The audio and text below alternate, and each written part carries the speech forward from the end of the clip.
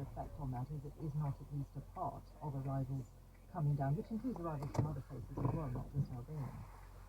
Well, of course, but I mean, 100 people is what the Court of Appeal said could be accommodated under the scheme, and that is of 160,000 people plus waiting to be processed.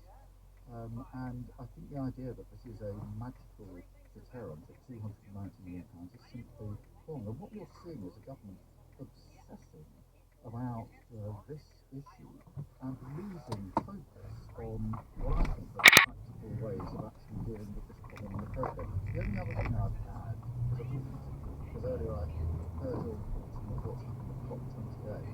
We also have to operate on the international stage to deal with the root causes.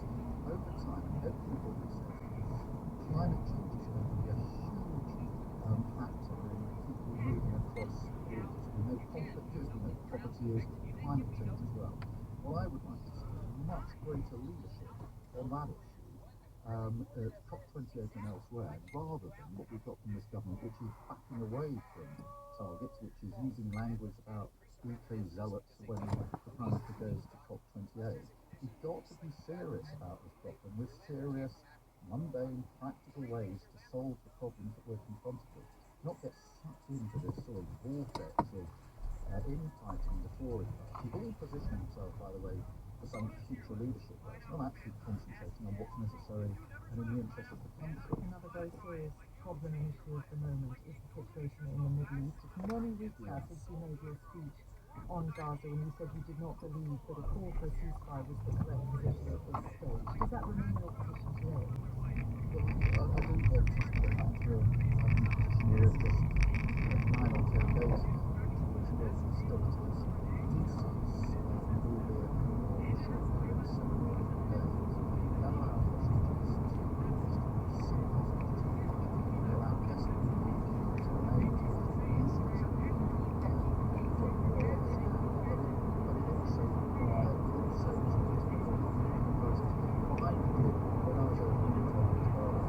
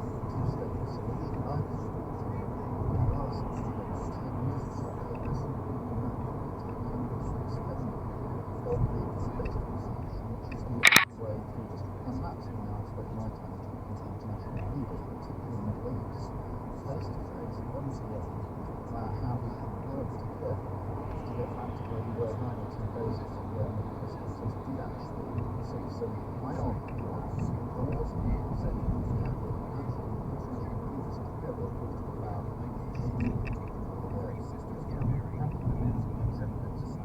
Mark Christmas, Advent calendar of highlights from 20 years of Dress Notice. George Perk, one of those Dress Notices from 2019, award-winning podcast host, spoken word performer, is British, born to Ugandan parents.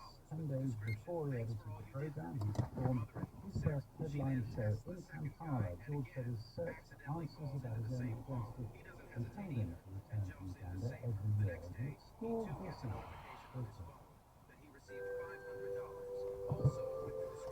Sometimes I think about how different my life would be without the basic freedoms I enjoy in Britain. My expectations, my values, my character has been shaped by the environment I spent the most time in. In the UK, I've enjoyed a career of social commentary through poetry. This has allowed me to creatively explore the nuances of British life from my own personal vantage point. I believe this opportunity is available for anyone with an interest in literature, as demonstrated in the work of Ugandan author Jennifer Makumbi. Jennifer, thank you so much for giving me your time.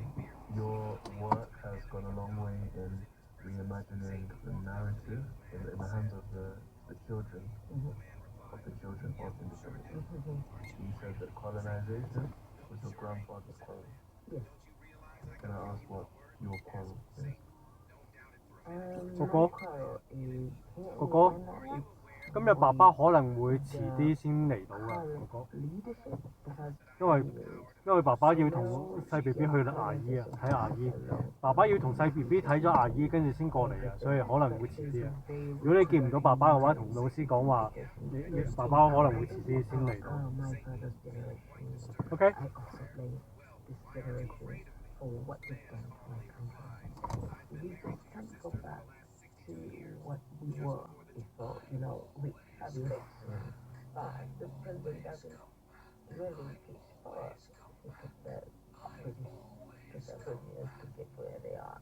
So we're still young, and there was a time when I wish that we would all have a kind of American presidency, board every 4 years, and have that kind of show after Trump has did that.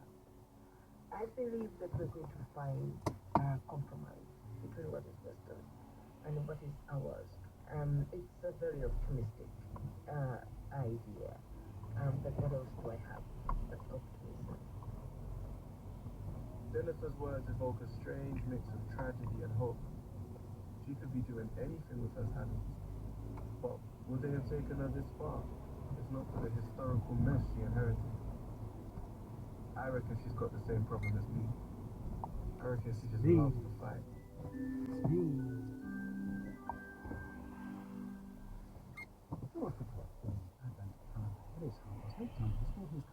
Morning, thank you very much. Manchester United are in a rather precarious position on and off the field. They're in 6th place in the Premier League and face German champions Bayern Munich tonight in the Champions League, but can only qualify for the last 16 if they win, in case of Wigan and Galatasaray draw as well. Well, the BBC's football reporter Simon Stone is here with me in the studio. Thanks, Simon. Is precarious a late statement? Precarious is exactly the right word. Bayern Munich have 39 games unbeaten in the Champions League group stage going back to 2017. They have won 8 Champions League group stage games away from home in a row. Manchester United have to win, and they also have to hope that FC Copenhagen and Galatasaray draw their match. If either of those things don't happen, Manchester United go down to the final. Financially, that is obviously important, and we've got off the field the sale of Manchester United. That's been rumbling on for, I think, over a year now. Is it nearing the conclusion? Well, it could happen next week, but then we've been told that numerous times over the last couple of months, so it could yet rumble into January. Yes, you're right in terms of the prize money of the Champions League is £8 million, over £8 million on offer to the teams that qualified for the last 16. And then there's various win bonuses on top of that, so it's an expensive competition to go out of.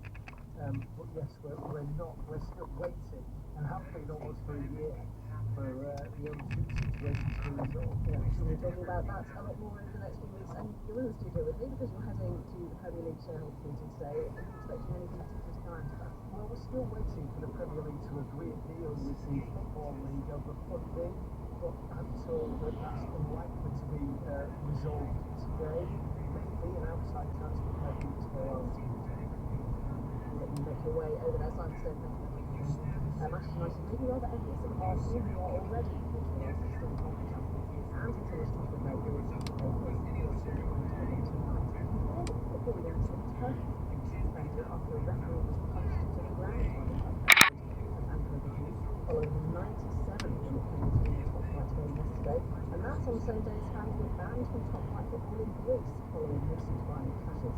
Games will be played behind closed doors in Greece for the next 2 months in an attempt to crack down on violence at sporting events. England men's cricketers face West Indies tonight as their 5-match T20 series starts in Barbados. They lost the one-day international series 2-1. It's a fast bowler, Joe Arthur isn't back on the Women's squad yet, but he did play for his former school side in Barbados without the knowledge of the England men's cricket managing director Rob King. Archer is in the West Indies training with England as part of his recovery, but hasn't played competitively since March because of an elbow injury. Racing tips to finish this morning: Foxwell 240, number 2, Paytara Tara, and the 15, number 6, Fame and Fun. 不樹哥哥，要凍啊！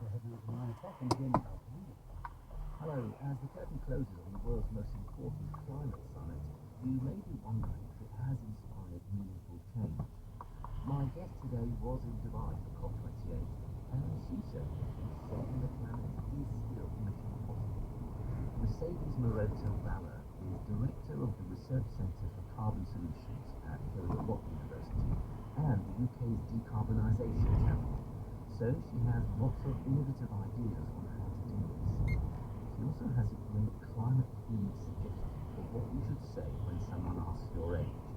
That's the Life Science Affairs after the news at 9, all catch up on BBC Sounds. Weather today, rain and heavy showers spreading eastwards, brighter in the far northwest. Is just a spot. 25 degrees. I'm Simon Stone. Rishi Sunak is hosting a breakfast meeting at Downing Street this morning to try to persuade some of his own MPs not to scupper his Rwanda legislation in a Commons vote tonight. If passed, it would pave the way for some asylum seekers to be sent to the East African country.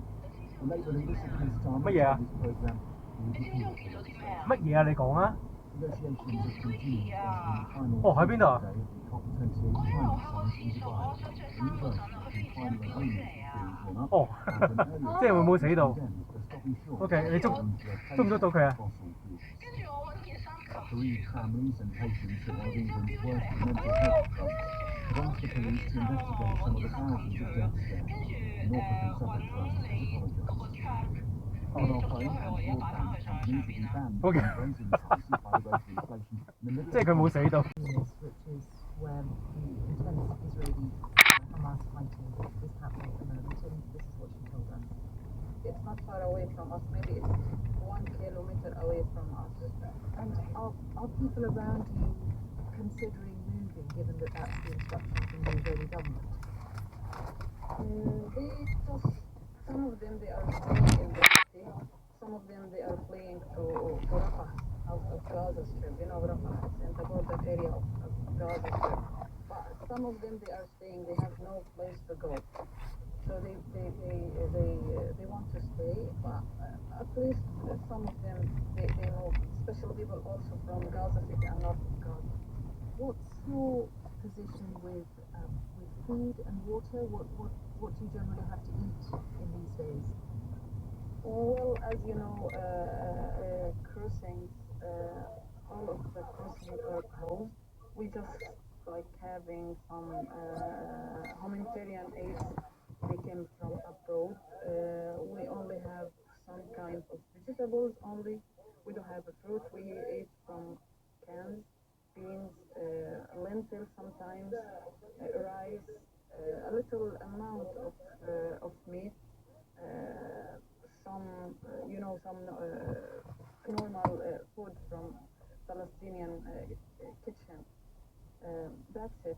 Even the water is unhealthy. We can get it from wells, even the water, like it's mineral, we have a shortage in access to water. Do you have news of your daughters? I remember you saying that they're with their father. Yeah, last couple of days I called them. They were in north of Gaza. They are in one of the UNRWA facilities. I reached them. I could speak to them. They are okay. They miss me, but at that time I did still like 3 or 4 days. I have no news from them. I tried to call, but there is no network here. What does that do to you not being able to be in touch with them? Well, I have to tell you, like, being a mother is so difficult for me to be away from them. I couldn't bring them with me because they are with their father, and he preferred like to stay with him. He wants to stay with his parents. So, and I have to move. Like, I'm working.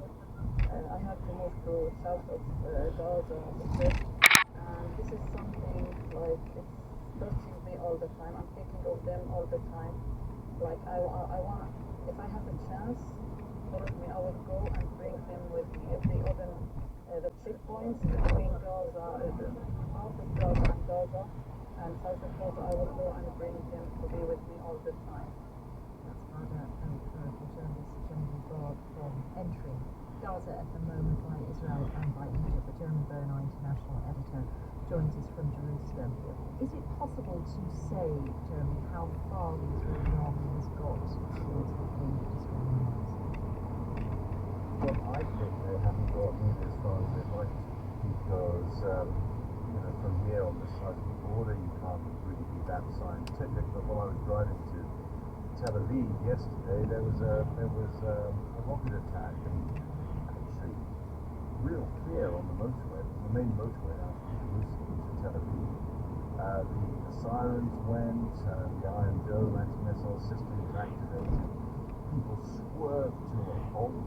They leapt out of their cars, they took cover, and there were car accidents, cars ran into each other. So I think while Hamas can do things like that, they're not people. What does that mean then for these civilians? If that is Israel's aim, then seems like the ones that we're now seeing further and further south in Gaza continue. Well, they're fighting heavily in Khan Yunis.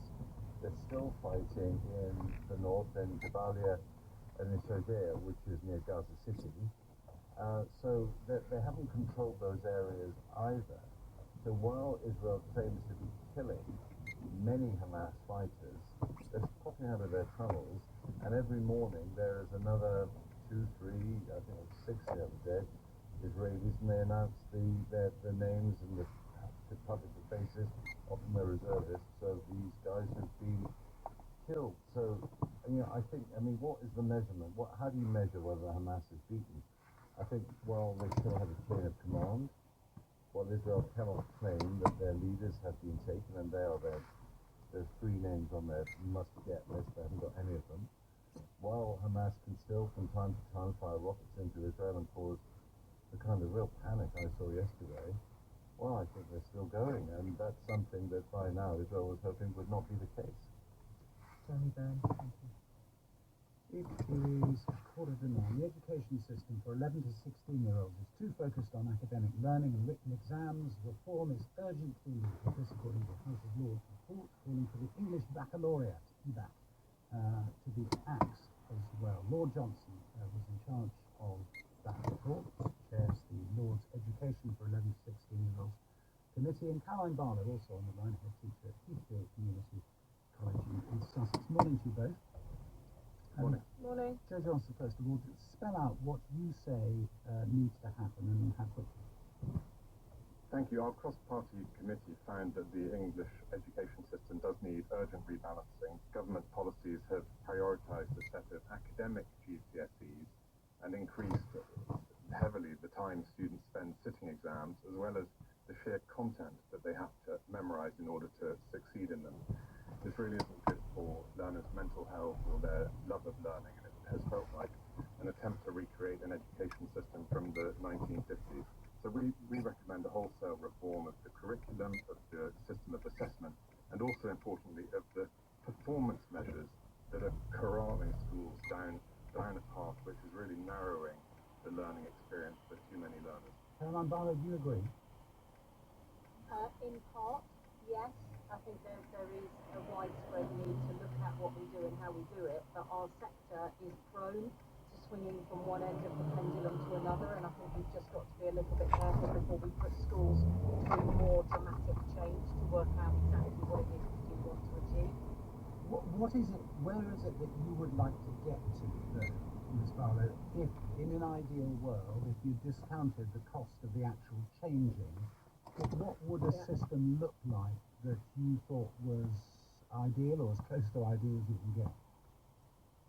So I think we need to take a long-term look. A number of professionals have been saying for some time that we need, and it's great that the report is cross-party, we need a 10-year solution for education to decide exactly what it is that we all agree we want to do to make sure that that is resourced and funded adequately. The reforms that came in would have come in for a reason, and we need to understand that before we start throwing the baby out with the bathwater. We have made significant movements on baseline academic core knowledge and core curriculums, and we can't go from one extreme to the other. However, I completely agree that in a country where you've got 108 billion contribution to the GDP, the fastest growing sector in the economy is our creative subjects. The fact that school accountability is measured in a pernicious accountability system so tightly around such a core number of subjects is driving behaviours and curriculums for students that puts them at a disadvantage. I couldn't agree more around the impact of mental health.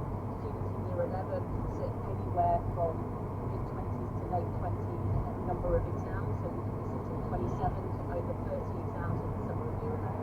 That's not good for them. I have a daughter in the second year of her legal career at Russell University. She wasn't sat in the sports hall once, but is set to achieve really well and go on and have a great future. We've got to think more broadly about assessment, but we've got to also make sure that students and schools are really well equipped to be able to do whatever it is that we want to do, and build an entire structure around that, so that we're not just saying, oh, 3 years, 5 years time, schools have got to suddenly perform completely differently, but we're not going to resource them. We're not going to source the teacher recruitment that actually delivers it. We're just going to leave it to the applicant. We can't do that. We've got to think long-term and well-resourced. The counter-argument Johnson is that actually it's a when you do development, it's a studies of the world of education, study for orientation, pricing, maths, etc. Could argue, I guess the government could argue, actually, the things that they have done in bigger is work. And also, certainly we have been finding user rankings. However, for instance, 3 areas, maths, English and sciences, dropped. And the PISA is a pretty reductive measure of the success or success of an education system. I want to echo what Carol was just saying about the accountability system, which is the central recommendation of our report. It really is a mission system and feedback, which is creating a hierarchy of subjects and causing really valuable subjects such as design and technology and many of the creative arts to be completely squeezed out of many schools. So the statistics on the decline of GCSE entrants are simply shocking. Design and technology down 70% since 2010, drama down 40%, music down 35%, GCSE engineering down 65%. And this is because our accountability system all counts towards the EVA, which is the basis of 4 out of 6 performance indicators for schools and therefore of their position in league tables, is rooted in these very narrow GCSE subjects. We need to grasp this framework so that more subjects are eligible for improvement or included in Progress 8, which is the basis of schools and the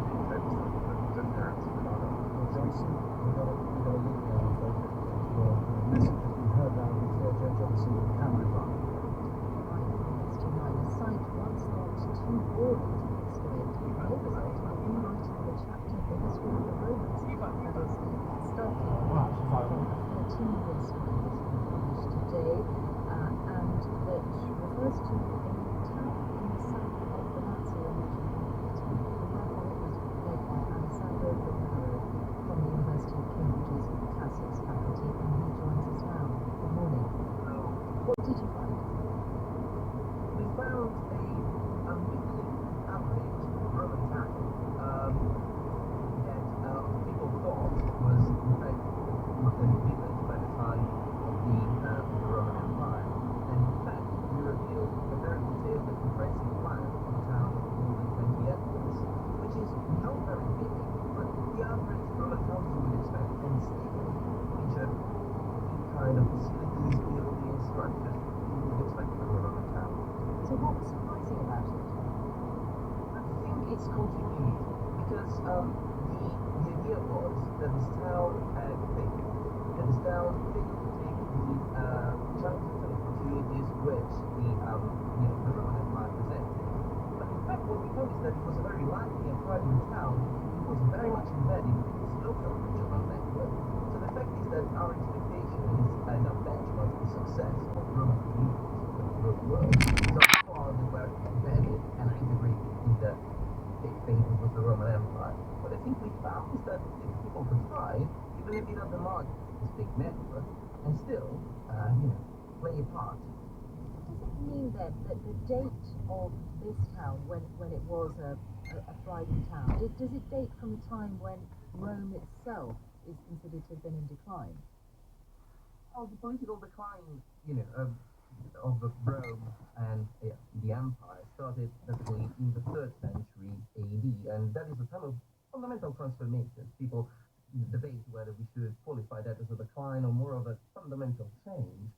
But when it comes to this town, definitely Italy, by then, by the 2nd century AD, so before the general crisis of the empire, already entered its own crisis.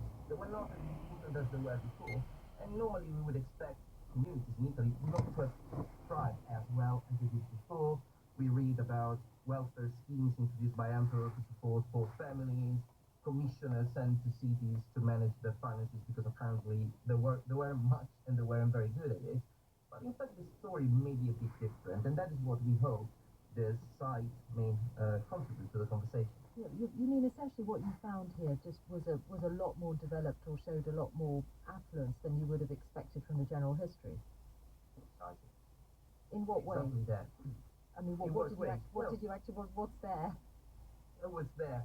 Well, we found that the town boasted 3 bath complexes, a roof theatre, which when it was found, we thought it was an ordinary theatre, but in fact turned out to have originally to have had a roof. And that is a kind of a more elaborate, technically advanced work of engineering, because it's acoustic, it's better because of the wooden roof. And the fact that these people went for such a choice doesn't really match the expectation of a secondary backwater town, since these people were actually in the know about what were the latest fashion in architecture. So despite the marginal place in the network of empire, they were in part of it in a different way. Alessandro, thank you very much for telling us about your research, Alessandro Lunaro. It is 5 to 9. And it is that time of year, carol services, concerts, and perhaps if you're lucky, singing on the doorstep. But there is a generally unknown history of carols, including tunes heard all year round, such as this.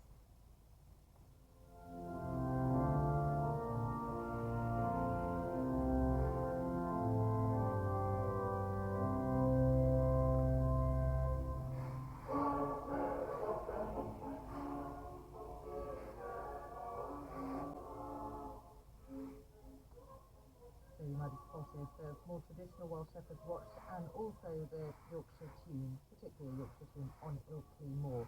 Man who knows all about the history of carols is Dr. Michael Carter, who's English Heritage Senior Properties Historian. Morning, Dr. Carter. Yorkshire in there. Oh, sorry, we missed the beginning of what you said. Early days thought I think Yorkshire in there. Very, very good. We want that and lots more besides. So, well, tell us about those two then. Which came first? Well, really interesting. Probably neither of them. It would have been some sort of bewildering array of tunes in the 18th century. The only carol in the Anglican hymnal for most of the 18th century. There are two more, with Warrington from northern England, and the more sophisticated tune, Winchester Old, has become the one which, well, we just come to accept with it. And that's because carols have a very, very complicated and long history. Go right back to the Middle Ages. A carol is defined by its structure, not by its subject matter, and that's because they were dances with an accompanying song, something which pertained right through the 15th century. But was that an idea that developed here, or were we influenced by elsewhere in Europe? Caroling is singing song at Christmas is Europe-wide, but caroling is especially associated with England. The earliest English Christmas carol is from the 14th century, associated with Franciscans who used a lot of song in their evangelizing mission. And we have an awful lot of monks, for instance, John Audley from Helmond Abbey in his heritage site, writing carols about the nativity and all the feast days that fall between Christmas and the Feast of the Epiphany. And to be perfectly honest, you were more likely in times gone by to hear carols sung in January than you were in December. Modern day carol services, well, and singing carols in church, well, that's really an innovation of the last 150 years or so. It's interesting that you say it's a European-wide thing. If you go to Germany, for example, at Christmas, I mean, congregational singing is not a big thing the way it is here.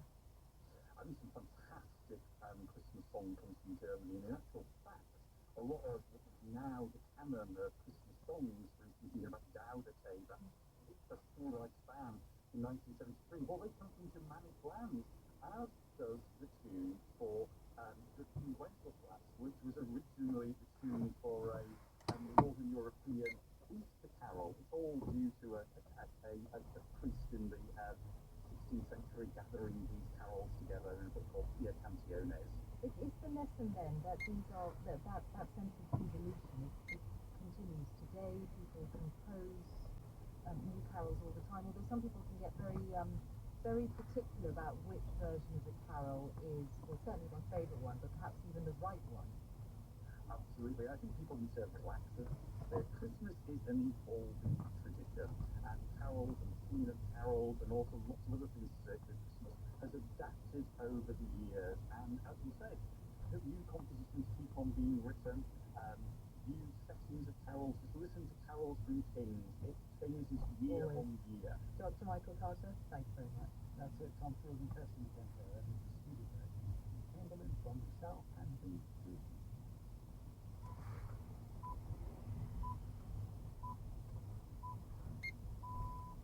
BBC News at 9 o'clock. The Prime Minister has held a breakfast meeting at Downing Street in an attempt to persuade potential Conservative rebels to vote in favour of the Rwanda asylum legislation tonight. The new Conservative group, made up of MPs elected since the Brexit referendum, said they would tell Mr Sunak his legislation needed major surgery or replacement. The Labour leader, Sir Keir Starmer, told the Today programme he considers it to be a deal.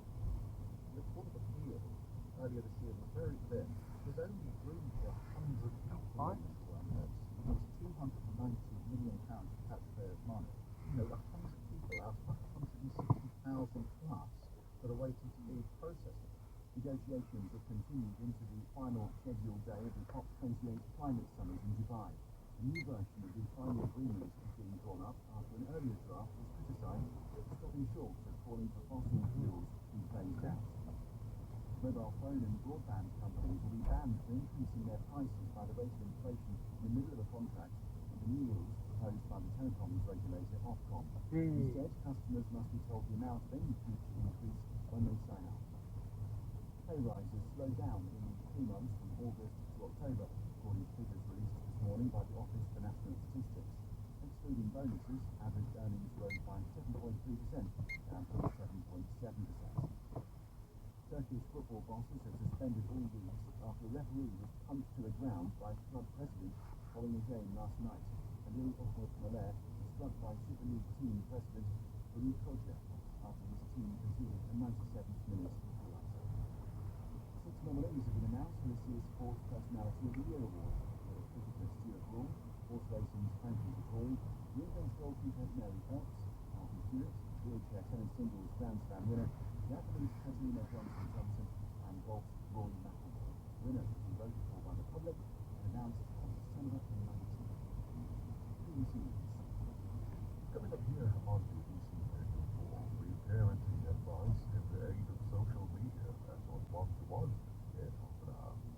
hear how unseen injuries and alternating hot and cold can help pain, inflammation, and recovery in episode 2 of Cold Therapy with Dr. Michael Mosley at Cornish Care, and find out why some British gymnasts simply left traumatized. That's on later at 10. Now on Radio 4, Professor Jim Archimedes talks to a scientist who wants to make carbon dioxide useful. Hello, what comes to your mind when you hear the word carbon? You may picture the beauty and richness of life on Earth. Or carbon-based life forms without carbon chemistry would be difficult. But forms like earthquakes, smoke, active powers, estimated rainfall, breaking seas brought by the latest climate-related disaster. When a carbon atom forms two oxygen atoms with about carbon dioxide, a greenhouse gas, rapidly rising concentrations of which in the atmosphere are causing our planet to warm to catastrophic levels. Carbon has become a dirty word in the current climate. As COP28 brought to a close, the focus has been squarely on global emissions, including CO2. But like yesterday, non-emissions have changed how we think about this compound. Mercedes wrote that what we term as climate changing gas is what climate saving one, capturing it from the air and converting it into fuel, or finding ways to keep it safely away. For Mercedes, who is director of the Research Centre for Carbon Solutions at Heriot-Watt University and the UK's decarbonisation champion, making CO2 useful is the Holy Grail. Today, she's sitting opposite me in the studio, holding a small piece of rock in her hand. We'll talk about why a little later. But first, Professor Mercedes Moreto-Valla, welcome to the Lifeline. Thank you very much. I'm delighted to be here. Now, Mercedes, asking you your age might seem as a rather rude first question, but I'm going to start off with that anyway, because I'm supposed to have a good report. My answer is probably unusual because I refer to the year of storm and the concentration of CO2 in the atmosphere, and that was 326 parts per million, ppm, as we call them, over my lifetime. And I think the audience that they have figured out how well I am now, we've seen close to 100 ppm of CO2 have increased in the atmosphere. So is that a lot? 200 years before that, in the world, the industrial revolution, we only went out 50. So it's a lot more CO2 in the atmosphere. There's a graph that you look up online if they want to see what the parts per million CO2 in the atmosphere was when they were born. I'm a few years older than you, so mine was, I think, 380. You've worked for 20 years searching for practical answers to the climate crisis, and in particular how we solve the problem of CO2 in the atmosphere. But as I mentioned in my introduction, you believe we all need to rethink how we see CO2. CO2 and carbon is something that we use. Our bodies are 80% of carbon, and we use carbon for many things, for food, for crumpets. When you're up in the morning, we use them for drinks, for beer, even for wine. And so it's really understanding that carbon itself is not a bad thing. So we are putting too much on the source of it. We are upsetting the carbon cycle, but also we need to realize that the country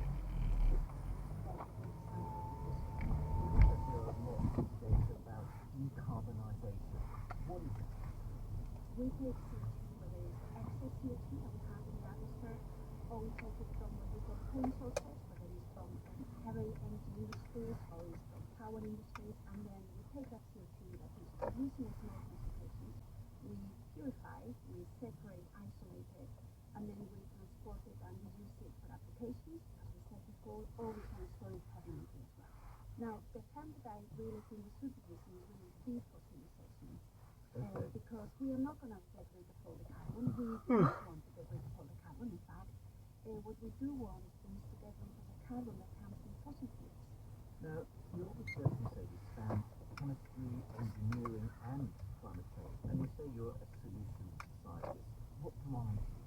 I think it comes a little bit of a maternal instinct, and I may say here, I have a family, and one of my big goals in life is really to leave the planet the way I found it.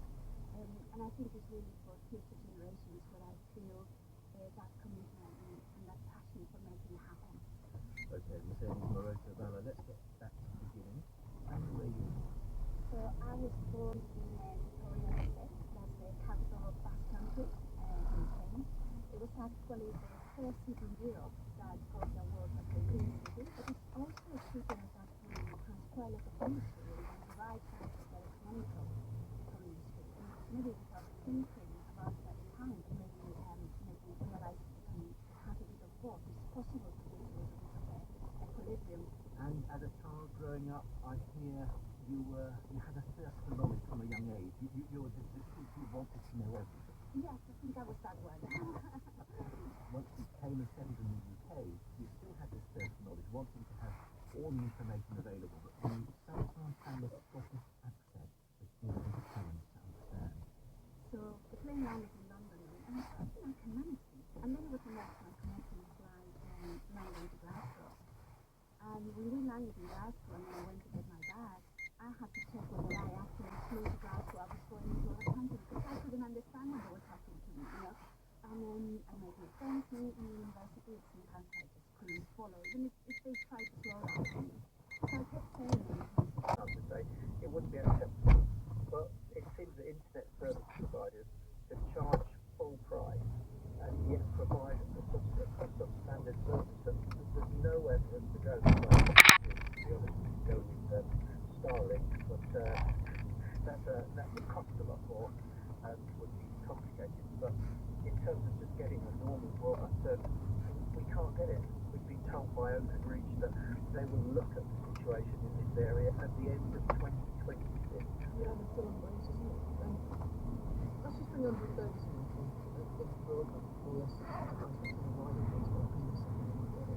what would you do if you were Leo? I want to see this has already gone down the route of chasing BT to see what they'll do under universal service obligation. Assuming he has, and they've said no, then it's Starlink, but there is What's a Starlink? Sorry. Starlink's a satellite broadband service that it's better than the old satellite services because the thing that satellites have got close to they're those lines of bright lights you see go over on the clear sky, which we haven't got at the moment.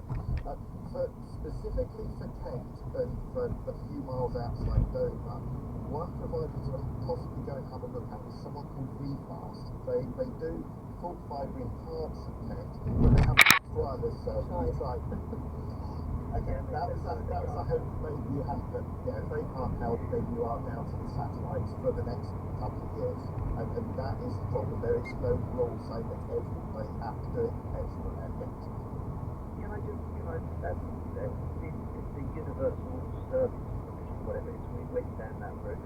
But the problem is when you have an intermittent thing, it's very hard because if the service goes down and I phone up BT, by the time I've got through waiting and going through all the automated menus and actually got to speak to somebody, the service is often back up again and they say, well, we're within our obligation, it's working.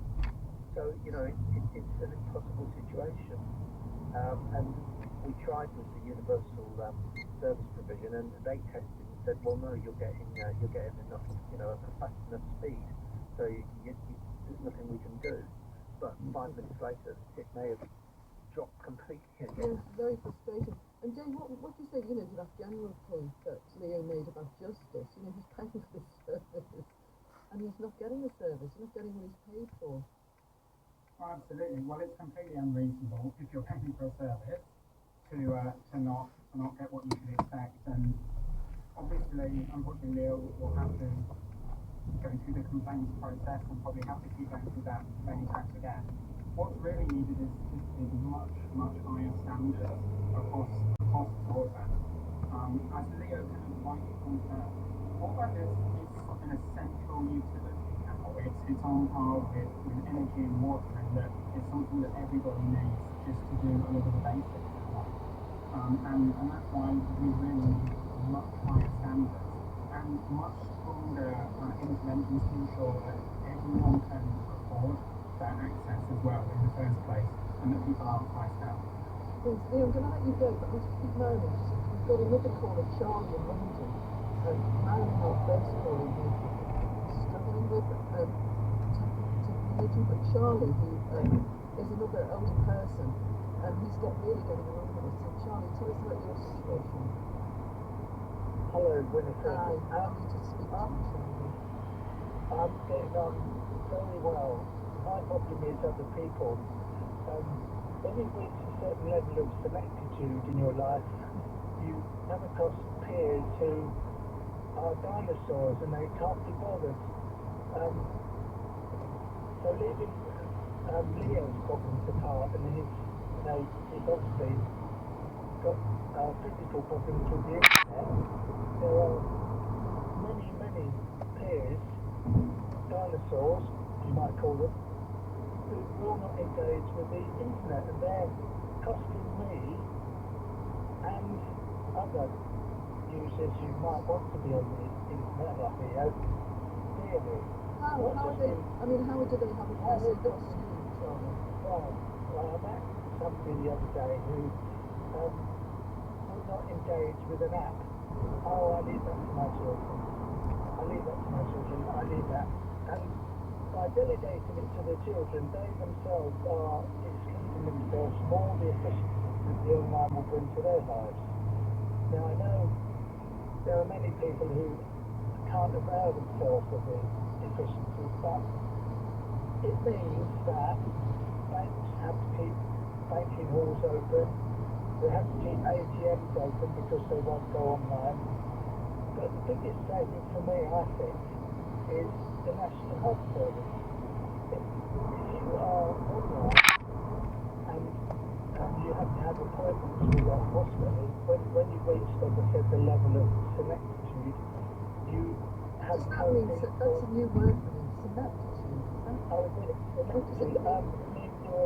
Your dying years, I think certain level of the code thing said, these old dodgers are going to die anyway, So when you reach that level of senectitude, the thing is, when the internet is trying to make society a national society, it's also going to make it more efficient. Go back to the appointments you might have in the hospital, because when you reach this level of senectitude, then you have these comorbidities, and you have to have hospital appointments, and the hospital appointment system in the NHS is priceless.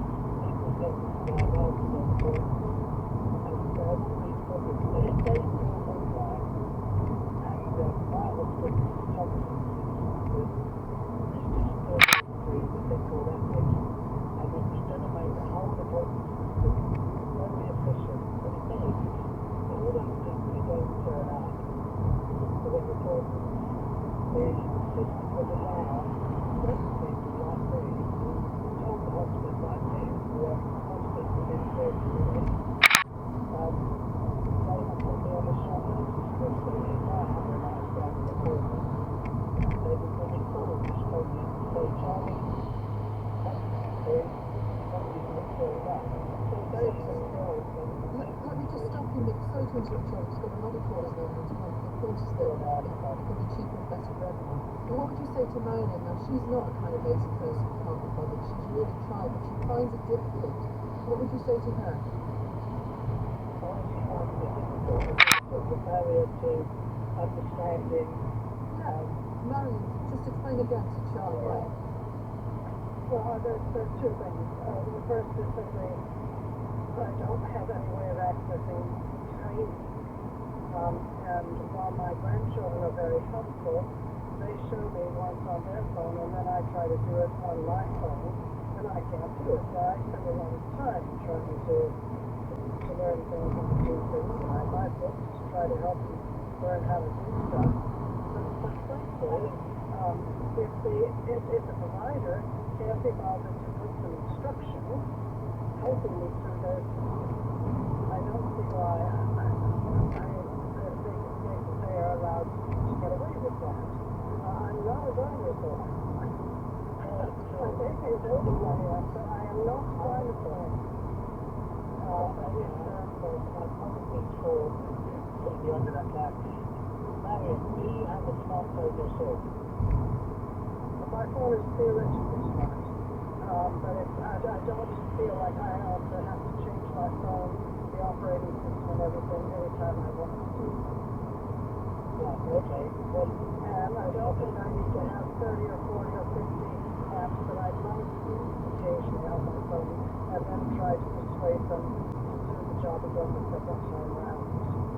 So I got advocacy. But I do find it easy, but I am not trying to make your life more difficult. But I would like that somebody that would do things online and you're for me to find the customer. Let me say, first of all, for people who haven't got a smartphone, I looked up the cheapest smartphone you can get is 40 quid. And for 10,000 info, you hit the ground running, you can get on the internet, and having the phone and using the facilities that you want to use. Now you talked about all those apps, you don't have to invoke them. They're actually there if you want them. And so, for example, if you're on Tommy's appointment app, it's only there if you want to use it, otherwise it's very dormant. It's only there to use what you want to use. Charlie Meredith, I'm going to stop you quickly because you've so many of the calls. Thank you so much for your contribution. Our question today, how are you getting on with the online world? Here's the number, 03700 400 or email us, you and yours at bbc.co.uk, or tweet us, hashtag you and yours, or text us to 848. Our latest messages coming in as well. This one, Peter Jackson in Nottingham is worried about crime, online crime, growing very fast. He says there are so many scammers targeting email, texts and spoofs on mobile phones, and even experienced people fall victim to them. Businesses especially that seem so quick to push us all down that road, knowing full well the risks and the dangers they're pushing us into. Ross in England says he is 50 totally online. Says all I have is a home phone. Being online isn't compulsory, but I do worry about the future because I'm totally excluded from everything. And I tell organisations I don't have a smartphone. They tell me to borrow someone else's and go to the library. I feel very strongly and discriminated against. Gillian on the line with the show, Johnson in Sussex. Gillian, how are you getting on with that?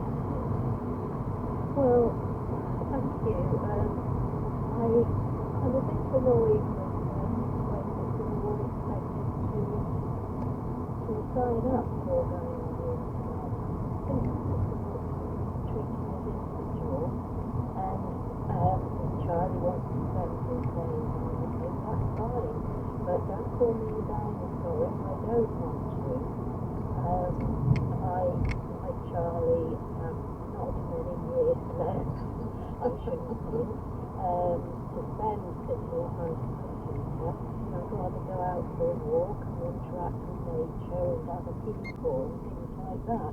I just don't choose to sit in front of a computer. Do you have broadband though, Gillian? I mean, are you using the net? Yes, I do. But like previous speakers, I'm a bit worried about the costs going up every year. And that if my broadband costs, I have to choose whether to pay for broadband or pay for poll tax, for a year.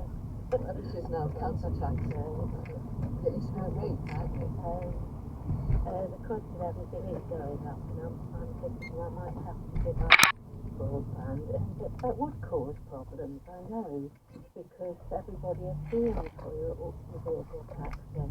And of course I would be able to go to the library and use the computer there, but I don't know how my utility company would feel about me doing that, if it would be possible to still engage with them that way. It's a bit of a frightening world out there. Things are changing so quickly. I have sort of fond memories of a different world in the past where everything was simple. So, although I am connected, and so, it does make life easier in many ways, there is still this worry that Google and people are collecting all this information about us. I'm not really happy about that, which is a reason why I avoid using the internet as much as possible. And there is a simple fix for that, Gillian. I think is a relatively simple fix.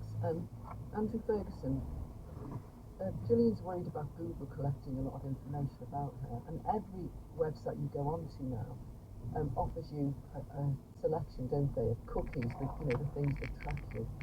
Would you just give Gillian a quick bit of advice? If you don't want your shopping habits to be tracked online, what should you do?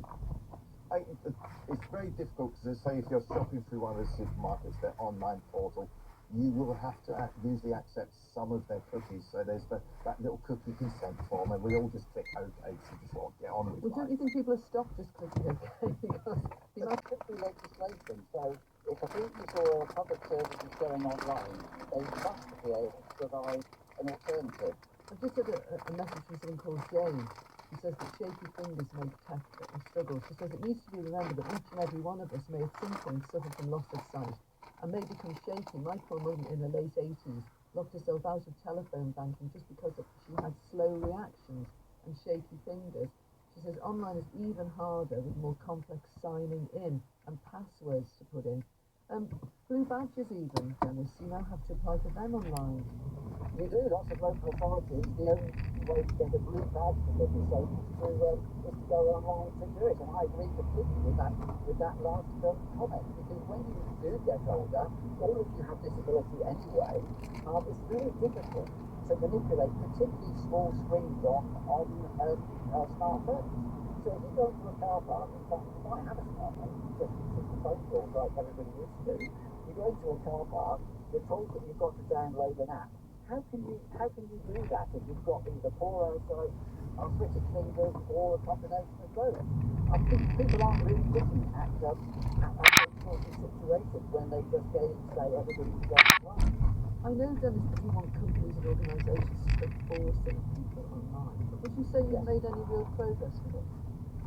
Well, we're doing what we can. We're calling on the government to have an inquiry into this, and I think that would then produce quite a lot of recommendations. But on the health service, just to give you an example, I'm currently in a row with the NHS over the fact that so many GP practices are going online only to get an appointment with your GP. And, I'm making some progress, I hope, in that direction. So we do what we can, but we need a lot of other people to support us. How many GPs are going online only for booking appointments? Well, we did a survey, and it was 1 in 6 GP practices are going online only. So you can't walk in off the street anymore to make an appointment. You can't telephone to make an appointment. So 1 in 6 practices, according to our survey, are doing this. Those figures have not been contested by the NHS. So, I think there's a fair number, certainly, that are going in that direction. Dennis, thank you so much. So, Hugh, that is a worry, isn't it? Sure. Yeah, you're not even going to be able to get in it. Hard enough for some people to get a GP's appointment anyway. They're not even going to be able to call or coming off the road. Ironically, my wife, she has a mobile. She got a when it was a COVID injection, a vaccination thing. Whereas because I haven't, I was just cast out. I wrote several letters actually. I got nowhere. I did it finally, managed to by turning up and queuing. Yeah, you're very much at the back of the queue. May I suggest? I hope this isn't too bad, but may I suggest that Charlie earlier on, he was saying that people that don't submit to the internet, are dinosaurs. May I possibly suggest he could be a lemming?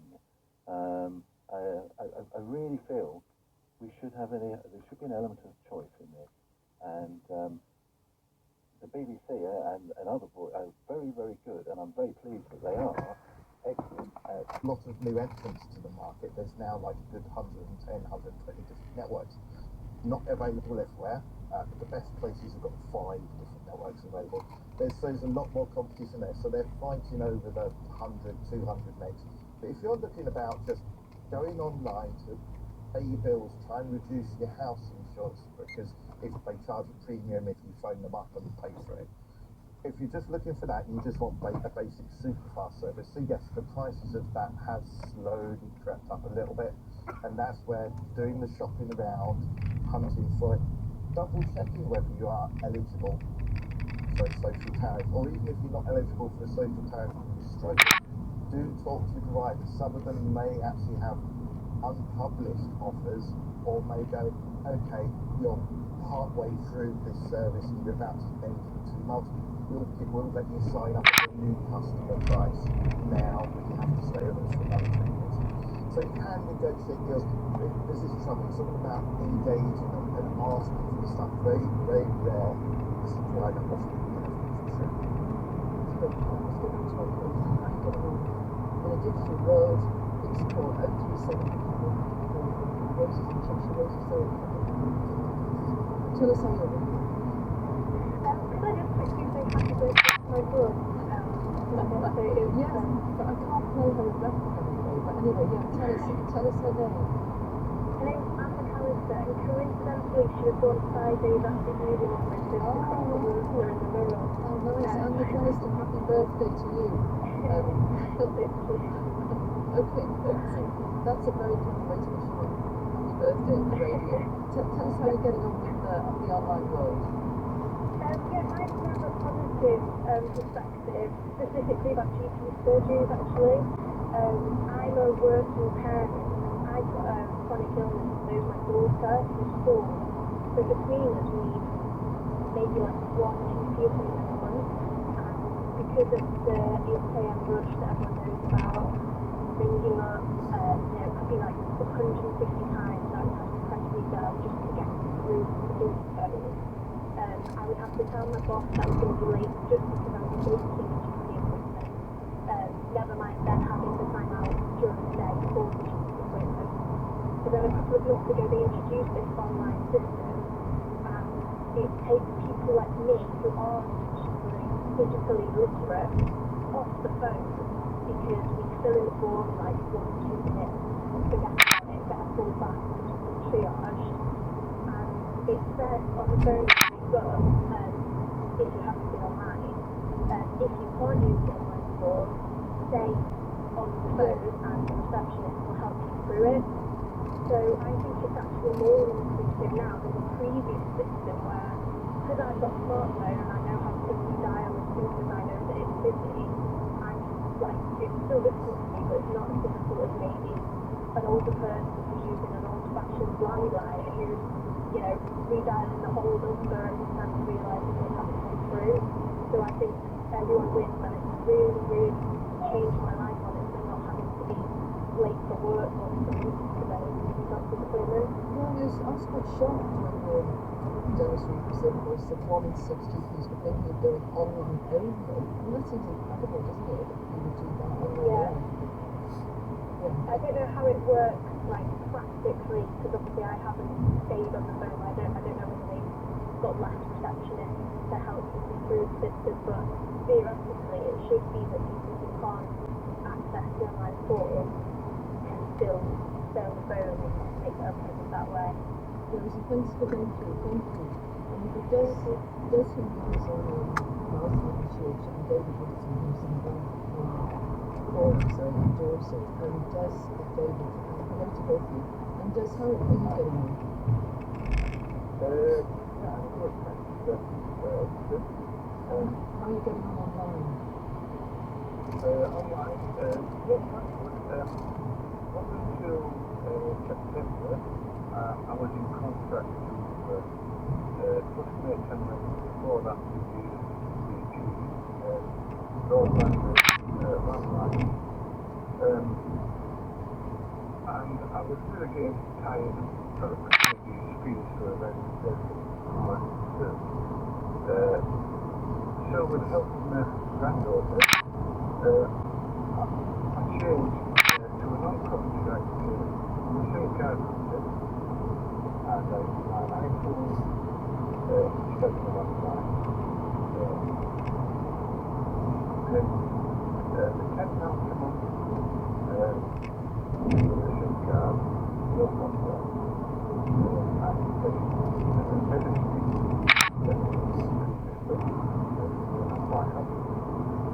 Andrew Ferguson from Broadband, that is a solution, isn't it, for some people who have broadband signals to call these boxes and simple.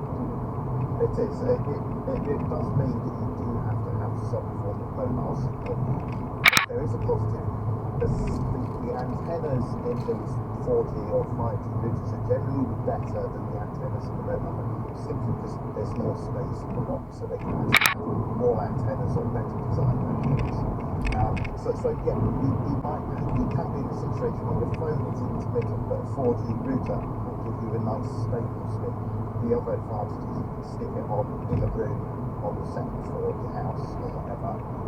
The worst case scenario, you pay for someone to stick a small external antenna on the eaves of the house and put that on the side where the mast is, and you will get a 4G signal even when your phone doesn't. Yes, thanks. David, tell us how you're getting on life online. I'm not online, so good afternoon to you. I've missed part of the programme, but I'm not online at all. Where I live is a tiny little hamlet in North Dorset. There is no mobile signal at all.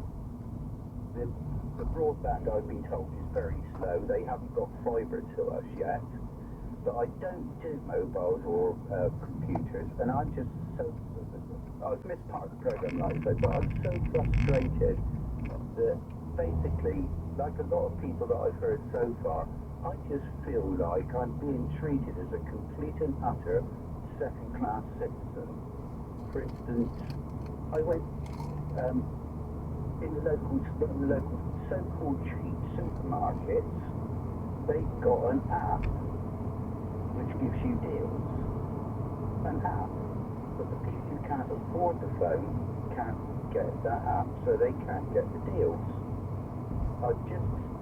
Sorry, are you still there? Yeah, I'm listening, David. Sorry, a few days ago I phoned to renew my breakdown insurance.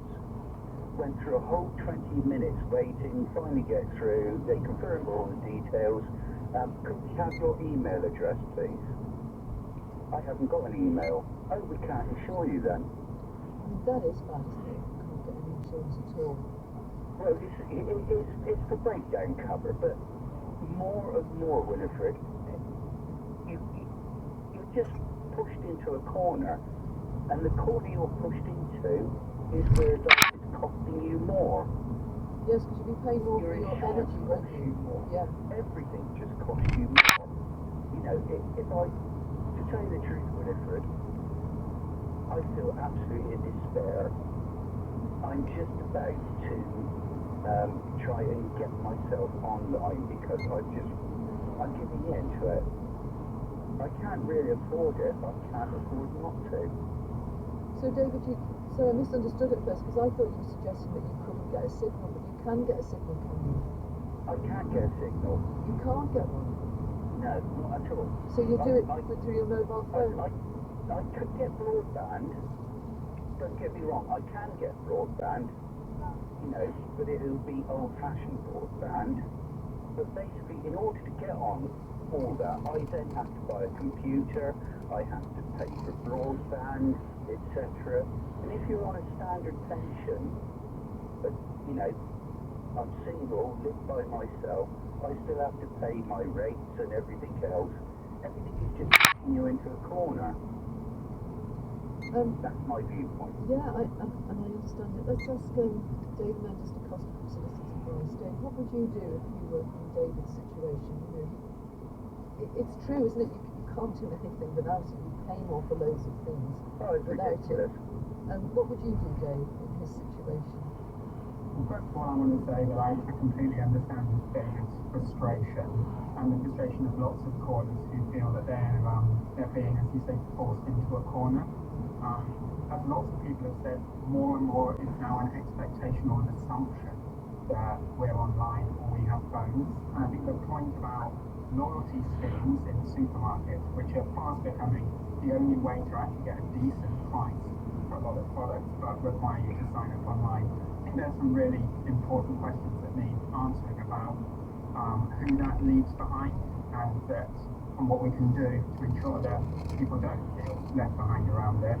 I think, David, you said that you might be considering trying to get online in order to access some of these things, and I think if you can and if you can afford it, then unfortunately that in many cases may be the easiest way to ensure that you can sign up to certain loyalty schemes and you can get those better prices, and it might work out, certainly within supermarket shops. I don't know your circumstances, but for many people it might work out that there's a saving to be made there. So I think there were some really fundamental questions that have been raised about people being I'm sorry, David. Winifred, can I get one final word in? Yeah, of course. I missed part of the programme. I will be quick because I understand you get towards the end of the programme. But I'd just like to reiterate, one of the reasons, if I want to get online, I will join the person I heard earlier on, and I will campaign online for those people who can't get online.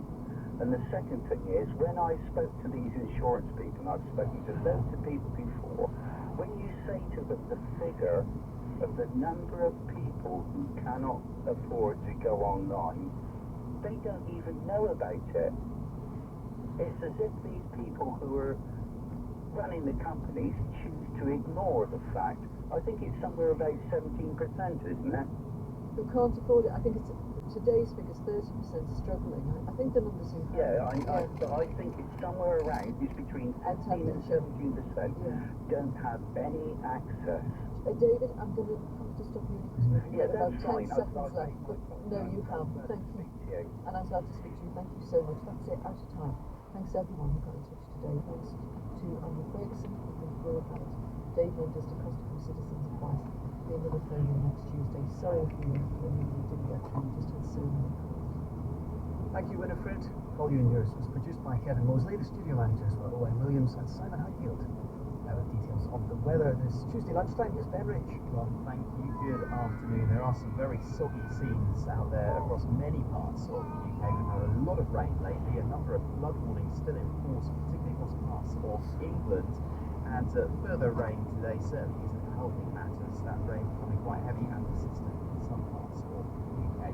Looking at this afternoon's forecast across south-west England, south-east England, Wales, the Midlands and eastern England, a few bright or sunny spells, but generally large amounts of cloud and some hefty downpours of rain, some of which are containing some hail and some thunder. And for northwest England and for northeast England, well, here it's just going to stay pretty cloudy through the afternoon with rain on and off through the rest of the day, particularly in the far northwest of England. Northern Ireland having similar weather prospects, cloud and some outbreaks of rain on and off through the day. And then for Scotland, well, here we will see cloudy and rather wet weather, some particularly heavy bursts of rain through the rest of the day across some central and eastern parts of Scotland. There could be enough rain to give some further flooding issues in the far north of Scotland. See something just a little bit brighter. Quite windy in parts of Scotland too. Temperatures here 4 to 7 degrees. For Northern Ireland, England and Wales, 8 to 12 degrees. And then through this evening and tonight, southeast Scotland and northeast England will see further rain and some brisk wind, going risk of flooding. More generally across England and Wales, quite a lot of cloud. But for Northern Ireland, for many western and northern parts of Scotland, we'll see clear skies and a touch of frost. And that's where we'll have the best of the sunshine for tomorrow. Sunny skies for Northern Ireland and Scotland, certainly a much drier day. More cloud for England and Wales, a few bits and pieces of rain, drier weather for most of us as we head towards the end of the week. That's all from me. Thanks, Ben. That's Look Forward. Meanwhile, here's someone who's preparing to look back in time once again with the help of the BBC Audio Archives.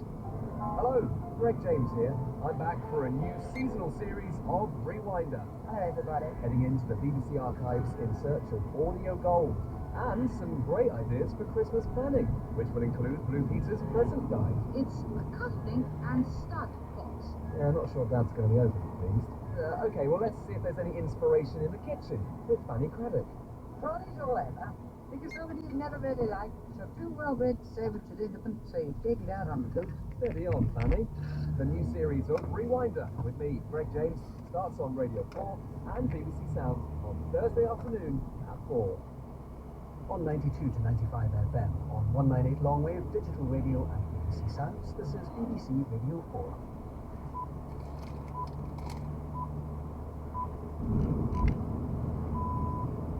Hello and welcome to the World at One with me, Sarah Morton. The debate opens ahead of this evening's crucial vote on the government's Rwanda bill. This government respects court judgments, even when we disagree with them.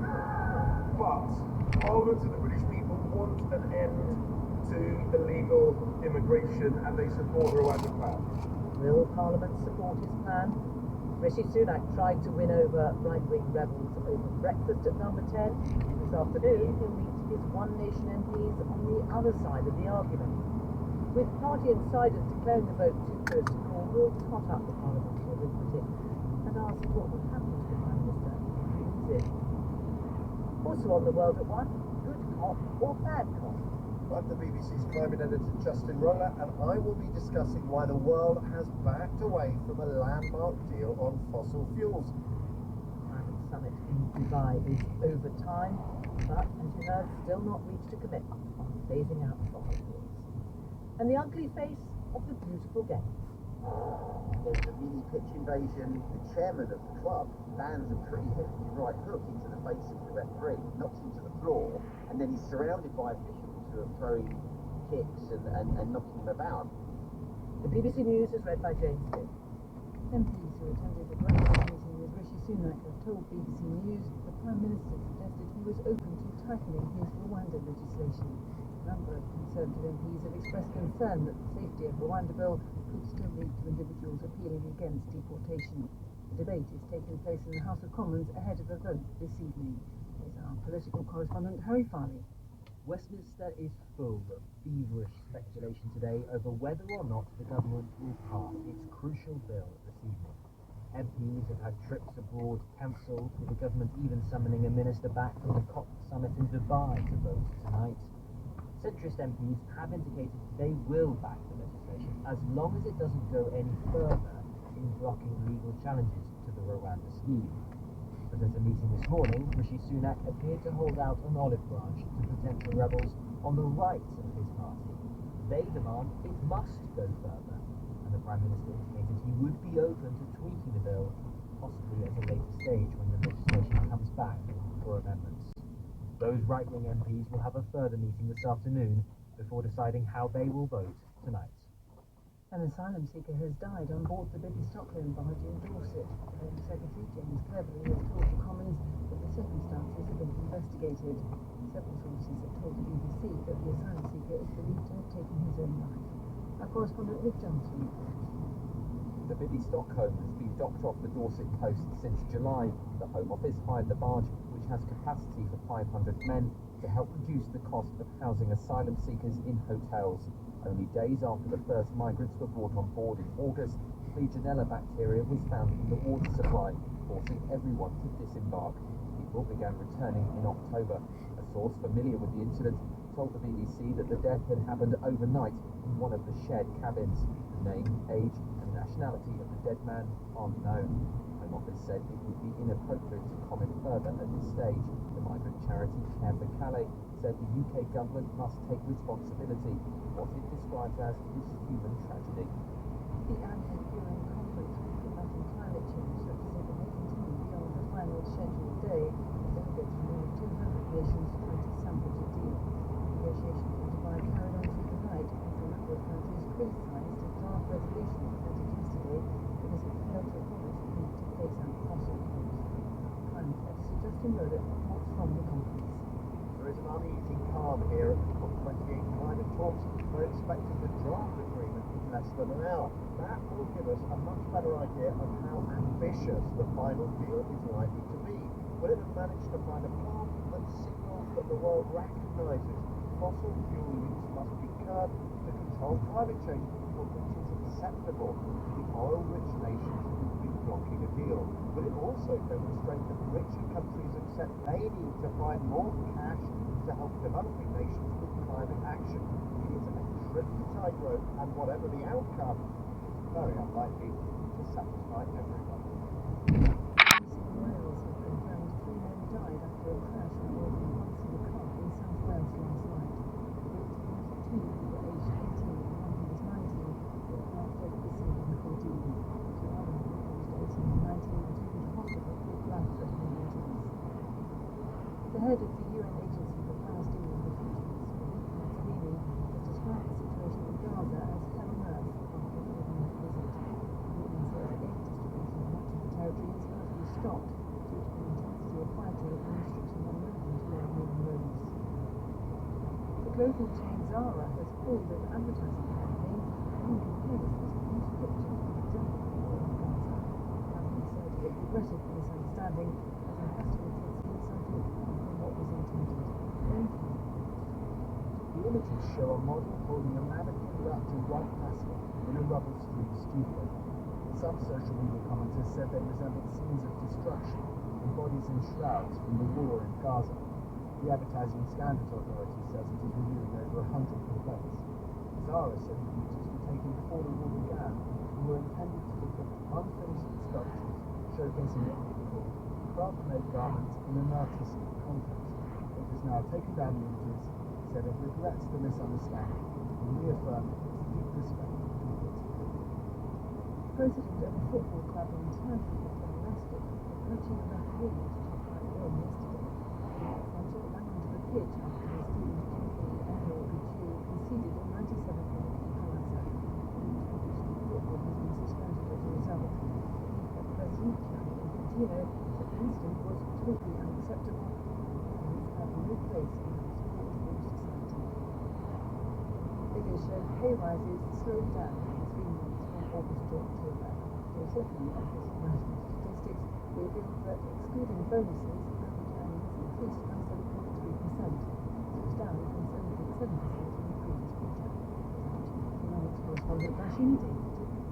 The 14 interest rate hikes during the last couple of years appear to be taking their toll on hiring plans, both the number of employees on payroll and the number of vacancies, and they could be growing. The Bank of England is among those predicting that as higher borrowing costs continue to filter across the economy, the unemployment rate could rise to over 5%, and there are almost 9 million people counted as inactive, either not seeking or available for work, for reasons including employment. The government's plan to help over 1 million into work could face challenges if there are fewer jobs available. Jane, thanks very much. The debate has begun. Secretary James Cleverly is on his feet in the House of Commons. He said the government's argument that the Rwanda bill is the best chance to save peace. Many on his own side are unhappy with the bill. How many and whether it's time to scrap the bill? But here was the Home Secretary opening the debate against the last day. Some of the government's efforts to tackle illegal migration and import foreign national offenders have been frustrated by a seemingly endless cycle of legal challenges and rulings from domestic and foreign courts. Of course, this government respects court judgments, even when we disagree with them. But Parliament and the British people want an end to illegal immigration and they support Rwanda plan. Henry Zafman, the BBC's chief political correspondent following events, joins us live from the lobby of the House of Commons. And Henry, what are you hearing about the success of the Prime Minister's attempt at breakfast to win over the right wing of the party? It's definitely true that some Conservative MPs who were considering, as recently as this morning, rebelling against Rishi Sunak appear to be backing away from them. I'm told that on this breakfast this morning, even some of those 15 or so Conservative MPs who feel so strongly about this that they were invited to that breakfast, then told their colleagues that they'd been persuaded, not necessarily by Rishi Sunak. We don't know yet.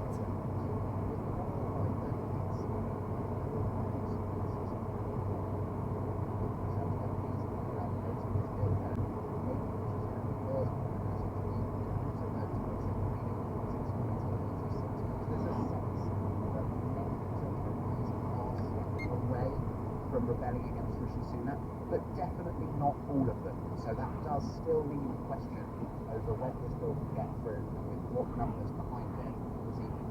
Okay, and I suppose, this is the dangerous bit, some suggestion that it can be tweaked a bit as it progresses through Parliament, which would concern the other side, those One Nation MPs who are already voting for this. Exactly right. So one MP who was at that breakfast this morning told me that Rishi Sunak said he was open to a discussion about, in his words, tightening up the legislation. But then, to this MP's frustration, they and their colleagues seem to take different things from what Rishi Sunak meant by that. Some of them thought he meant that at a later stage, if this gets through the second reading, he would accept fairly wide-ranging amendments. Others thought it might be more of a sort of linguistical thing that perhaps the government could say things in the dispatch box, recorded to Hansard effectively how it would approach deportations, claims against deportations, should the policy get on the ground. But yes, the crucial point is that on the other wing of the Conservative Party, Rishi Sunak has the One Nation caucus to contend with. Last night they said they would support Rishi Sunak, but they also said that this bill goes as far as they are comfortable with it going. So if it moves even a little bit towards what the Conservative right want it to become, then we'll have a problem with this other. How do you answer that question that you raised in the first answer about that they're willing to support it because they're not considering what would happen if it was voted down? What would happen?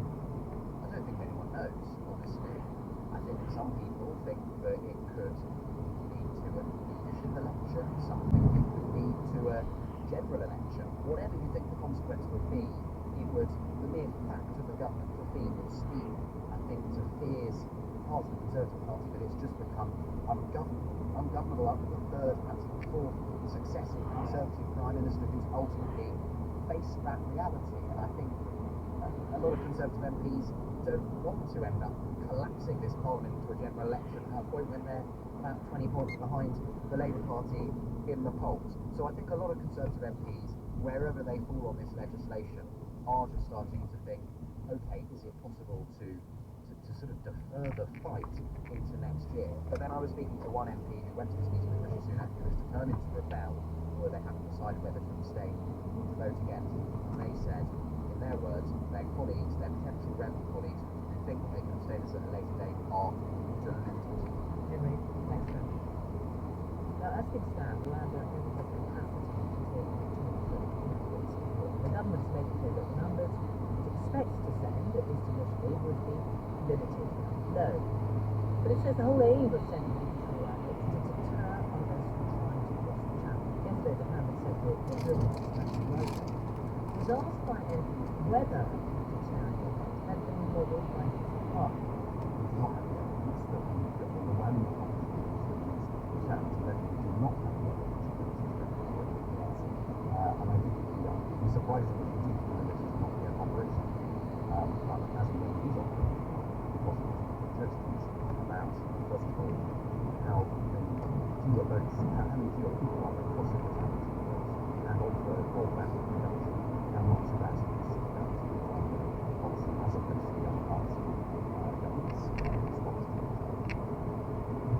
As cited Australia as an example of a harsh policy that would work to deter migrants. Lady Debbie Abrams asked Home Secretary James Kennedy about it in the Commons earlier. Committed to deterrence, and he's often used the Australian model of offshoring detention centres as the gold standard. There is comments that the fact that Australia has recently shut down their offshore centre because of the high financial and human costs. So, Australia, the Honourable Lady raises the case at Australia. Their legal migration was by votes 55,000. They had trended pretty much down to zero. Deterrence works. Deterrence works. Peter Walsh is a senior researcher at the Oxford Migration Observatory. I asked him if there was any evidence that the government's Rwanda policy would work as a deterrent. The available evidence suggests the deterrent effect of policy restrictions of this kind, restricting the asylum system, tends to be pretty small. If you think about the initial drivers of asylum migration of this kind, the big drivers are geopolitical, that war, civil and ethnic conflict, political repression. Statistically, they're much more important than policy restrictions domestically. When a person is choosing a destination country, then the evidence is fairly clear that policy is not all that important. Other factors, such as the presence of family members, members of the community, friends, and in the case of the UK, the English language, they're much more powerful. And we do find, and this is quite robust finding, that the kinds of people that we get into a small boat, they have a very imperfect knowledge of the policies that we face them. Their handlers, agents, smugglers are incentivized to mislead them and present conditions as being rather more rosier, so we find that actually they have a very limited knowledge policy. I would just say there's one caveat to this, which is that all of this evidence, it comes from countries that pursue rather less radical policies than what the government is pursuing with the Rwanda policy.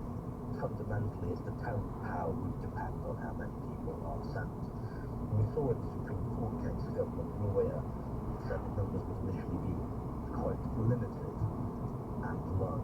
I think that's consistent with the low numbers per year. And if both arrivals continue at the present rate, that would suggest that the chance of being sent to Rwanda is low, somewhere in the region of 1 to 2%. So there are real questions about whether that will change people's calculus, given that they'll already risk their lives by getting innocent votes. Australia then introduced a harsh policy for those who are arriving by boat, and it was successful. It was successful insofar as it substantially reduced the number of unauthorised maritime arrivals. So for the tail part of Australia's policy is the offshoring policy, so sending asylum seekers to Papua New Guinea and Nauru. It began doing that in 2012, and the numbers of irregular boat arrivals were at 21,000 roughly in 2013, and then a year later that had fallen to less than 500. So you would say, look at that, that's real evidence of the offshoring deterrence policy working. Unfortunately, it's not so clear because at the same time that Australia was doing that, it was physically intercepting boats at sea and escorting them back to countries of departure with the agreement of those countries. And so the important thing is that Australia hasn't actually offshored anything since 2014, while boat arrivals have remained low, and it has continued its policy of boat terminals. So that suggests to me that actually physical interception of boats in swift return may be a more important factor in the deterrence effect of offshoring.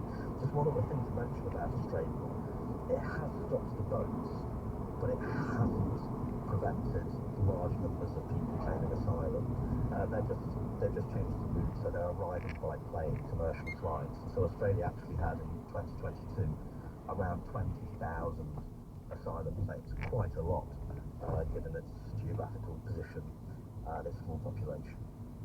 Peter Walsh of the Oxford Migration Observatory. Well, let's turn now to the constitutional implications of what the government is trying to do with this. Our Home and Legal Affairs correspondent is Dominic Cassiani. And Dominic, there's a number of people are sort of looking at this, including Parliament's Joint Committee on Human Rights. And one of the things that's being flagged up is this suggestion that Parliament is requiring the courts to come to a particular conclusion regardless of the evidence. Is that right? Is that how people are people just accepting that? I think it's pretty clear on the plain language of the legislation. Just to forgive me stealing Henry's phrase from the beginning of the programme, he talks about head spinning and noble consequences for politics were this vote to go against the Union Constitution. There are also head spinning and noble consequences for the Constitution, as many people now see it, and the rule of law, because they have profound concerns about where this is heading. So if you just head to Twitter/X, you find no end of constitutional academics and lawyers who are deeply critical of this, explaining why it's problematic. And simply it comes down to this: if Parliament declares Rwanda is safe when it is not, then today the Joint Committee on Human Rights has said that's a breach of two parts of the European Convention on Human Rights. It effectively prevents the courts from carrying out their constitutional role of independent and rigorous scrutiny of claims that civilians face being sent back to their home country. And there is evidence for this, which was before the Supreme Court. So there are key articles, Human Rights Convention's articles being breached there that write against being put at risk of torture and the right to have an effective remedy before the courts. Now, here's the problem though, Sarah. On the one hand, Parliament is sovereign, so it can make a law that tells officials they cannot review deportation to Rwanda.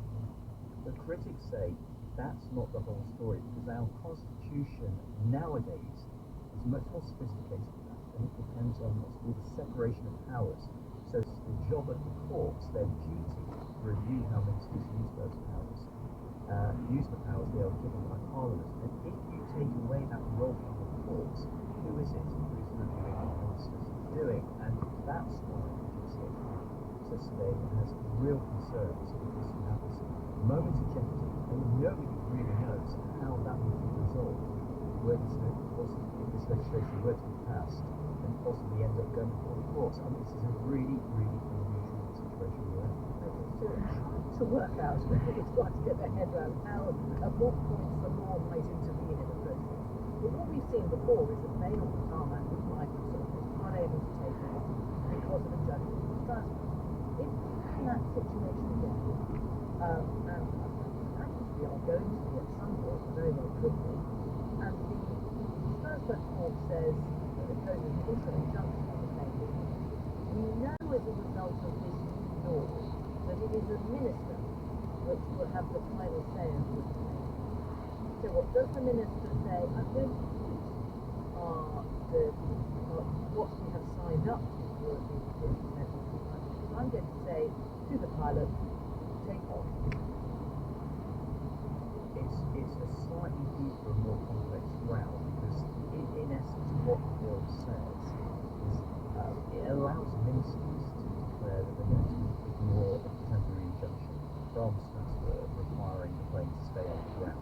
Okay?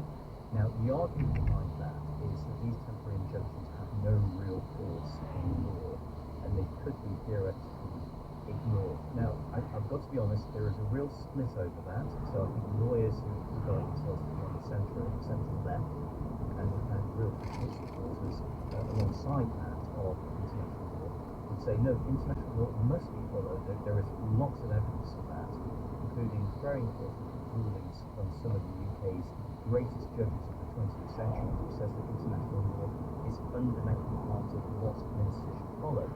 Supporters of this bill say no, that's not what is the case.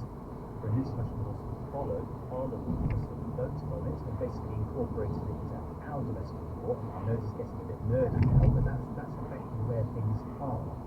So you have a potential clash there. I think the consequences are slightly more subtle, though. You could have a situation where the Supreme Court says the package is incompatible with human rights, but there's nothing they can do to stop it. And then you've really got a political question about whether or not the government wants to go ahead with the rights and take the international consequences of doing that if they face Christmas to do so.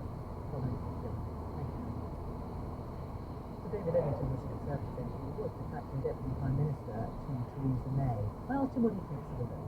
If I were Julia Downing in Parliament, I would be asking questions to ministers about the limits on rights of appeal to the court. House of Lords is always making me feel very, very angry, and I'd also be wanting to ask questions in detail about the procedure with Rwanda and the reasons why members would believe that this was addressed the issues that were raised by the Supreme Court. And I'm encouraged by the fact that former colleagues of mine who have a very high regard, like Alex Goldstein, Justice Secretary, was there in office and are go along with this legislation. But I would certainly have questions. I just think that it was always a little trouble with any basic sense when you limit appeals to the courts, because, you might one day have a government of a very different political colour, in the case they might be going Corbyn their government is split, and they may use such changes for purposes of their own. There are many Conservative MPs, though, who want the right to appeal limited much further, and there's talk that they may be in a position to scupper this bill. What are you expecting is going to happen? I think that the government will have a majority this evening, and you can never be certain of these things. I've been for 28 years in Parliament. I've heard on many occasions when there's a lot of speculation that the government's on the brink of historic defeat, and there's one of great parliamentary moments. And then you turned out to be that big again today. I think that the looks like that sometimes is that the government will get a majority, it will actually more comfortable than a lot of the Prime Minister, and that there then will be a tussle over the detailed amendments in the House of Commons to get that state, and obviously the House of Lords too. So all those who are saying, and we have the political advice for Star Chamber given to the ERG group on the right, who say it's partial and incomplete solution. There's the New Conservatives who say the bill requires major surgery or replacement. Is that all bluff to try to secure more concessions or get as much as they can before they actually just toe the line? I think it's bluff. I think that there's a lot of discussion going on at the moment, but I think those MPs are not recognising the parliamentary realities of this, which is that I doubt that the majority of the House of Commons will ever vote the House for the alcohol ban that they are proposing. And I think that I agree with the Prime Minister that it would be, before he said some of those I think MPs before, that it would be a breach of a fundamental British values and constitutional practices if we were to block all rights of the individuals to go to the court. We maintain that right for individuals to go to the court, even when we were fighting for our survival as a nation during the Second World War. It seems very odd with those that president who tries to block off all channels in the court now. What, so it's sort of heading in a totalitarian direction? Is that what you're suggesting? Yeah, so I do think those sort of exercise for advocacy are totally understand the centrality of the right of individuals to go to court as a pillar of our constitution. And I'm just getting this particular issue out of the court, but I think trying to play that straight with the radical constitutional principle for a long time. You also mentioned the parliamentary reality. I mean, surely anybody could see when you look at the numbers that those on the right struggle to have the numbers in Parliament for what they seem to want. And almost as if they're willing to cut off their nose to spite their face. And I wonder what that says about how long the Conservative Party, I wonder if it is a function of the Conservative Party being in power. Oh, I think that there are some MPs now who have become so accustomed to the idea of rebelling against the leadership, challenging the leadership, never being satisfied, that it's very difficult to shake off that bad habit. There's no doubt that the bitterness of the Brexit debate as far as the referendum contributed to this. And I also think that we're in a political environment now where the mixture of digital media, social media, leads to constant search for sensationalism. To take an ever slightly more extreme position to exactly get what attracts the attention that gets the clicks online. And I think also that the Conservative MPs have never known opposition. Now I've been on for 30 years in the National Conservative and it's a very dispiriting experience. You get on today with the better than the thinking that what can I say today? How can I make a mark? Well, you can win the argument with that job, but you lose the vote every time. The Belgian got a majority. But a minister gave up stuff this morning. He could say, what am I going to do today to try and change the country? I think the destructiveness of some of those who are in the streets of the press and advocating the parliamentary leadership of the Conservative Party so really is naive about the cost of that means for them personally and for the party and for the country, because the country is then in a political direction. And what I remember from 1997 is that we spent the Parliament there that was cannabis on Nathan's leadership, every opportunity to criticize him, both on and off the record, and then somehow the Prime Minister quick to say to himself, and came to the election, Labour was swept away in a national swing, thinking that it was as important any specifically Homeland Lawyer as MP. Sometimes people have got in their heads that they will hold on a seat by standing out, by being a rebel. I don't think this is on their part. The Prime Minister wants to win the Rwanda vote tonight. The UK's Climate Minister, Graham Stewart, has left the COP28 talks in Dubai, heading back to London, despite the fact the talks are still going on. As of last night, the UK described the most recent climate deal on the table disappointing because they want a phase-out of unabated fossil fuels. Justin Bowlett is our climate editor. And Justin, what is the latest from the talks? Where are they at? Well, we were expecting a new tank. I don't know if you can hear. There's a huge demonstration outside. Let me get a bit closer. Can you hear that? We can hear it. So this is, yeah, they're normally quite small, these protests, but they're obviously very heavily regulated. We're inside, it's actually UN territory inside the ex-British area. I'm just stepping away from that. And they're normally very cleanly controlled and very small. There's obviously a lot of people are feeling angry because a lot of people have gone out there. Where we're at, we thought we were going to get a taxi at 6 p.m. tonight, UAE time. That's half an hour's time. We're now being told it's more like midnight. So clearly there is some real difficulty drawing up a new tax that, embodies compromises that are enough to get everybody over the line. There is some real anger here, with people on both sides of the debate saying, unless the tax change, they will not sign up for it. So there is a small but real chance that we could get no deal whatsoever from this huge, and I must say, very, very long conference in Dubai. Okay, but when you talk about getting them over the line, is the line to phase out unabated fossil fuels? I think we're going to have to recognise there will have to be compromise on that. The language was changed after pressure from oil-producing countries led by Saudi Arabia.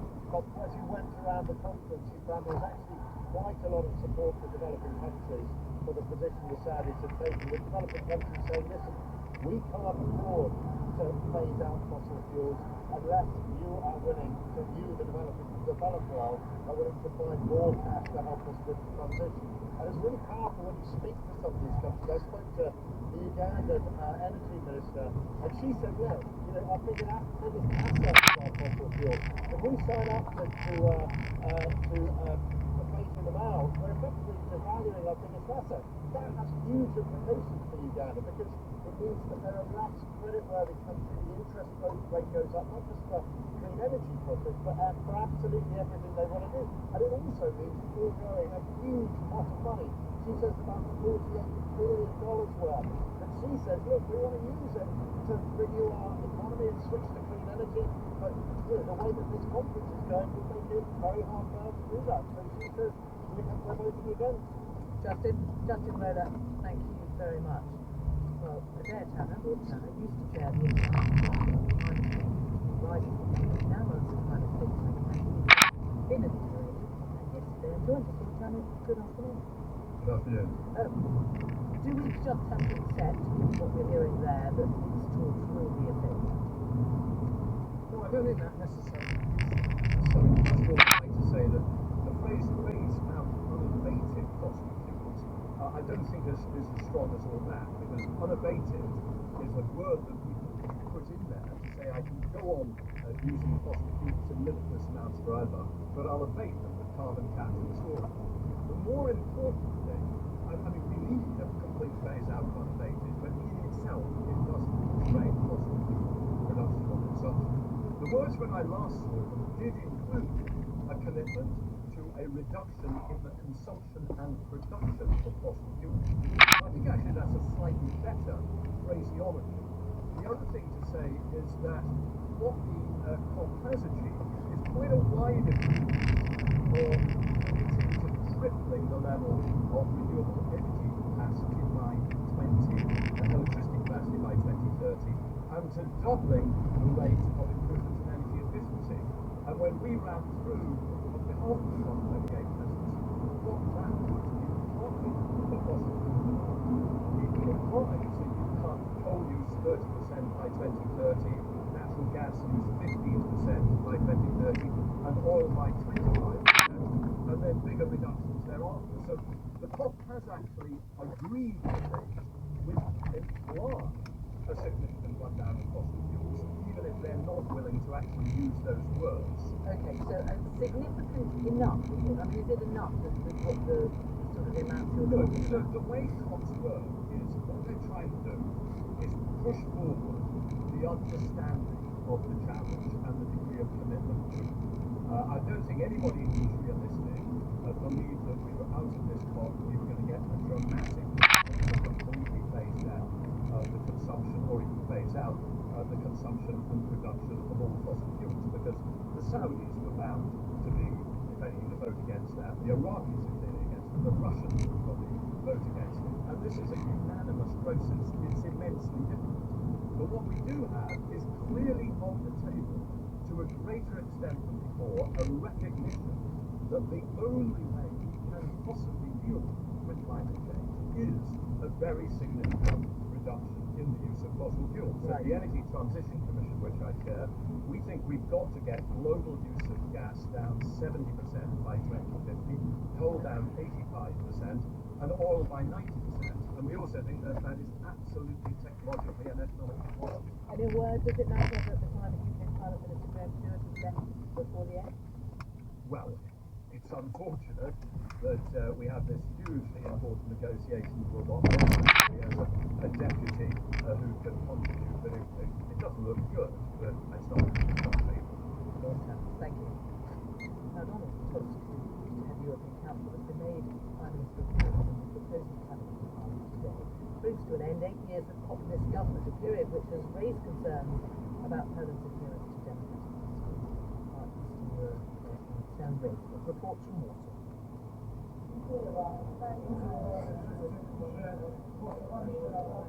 This was the day that Polish politics hit the big screen. At a cinema in central Warsaw, the crowd stocked up on popcorn and beer and settled in to watch the final act of the government that had run Poland for 8 years. The Prime Minister had been stringing out his departure for 2 months ever since the elections here. Mateusz Morawiecki told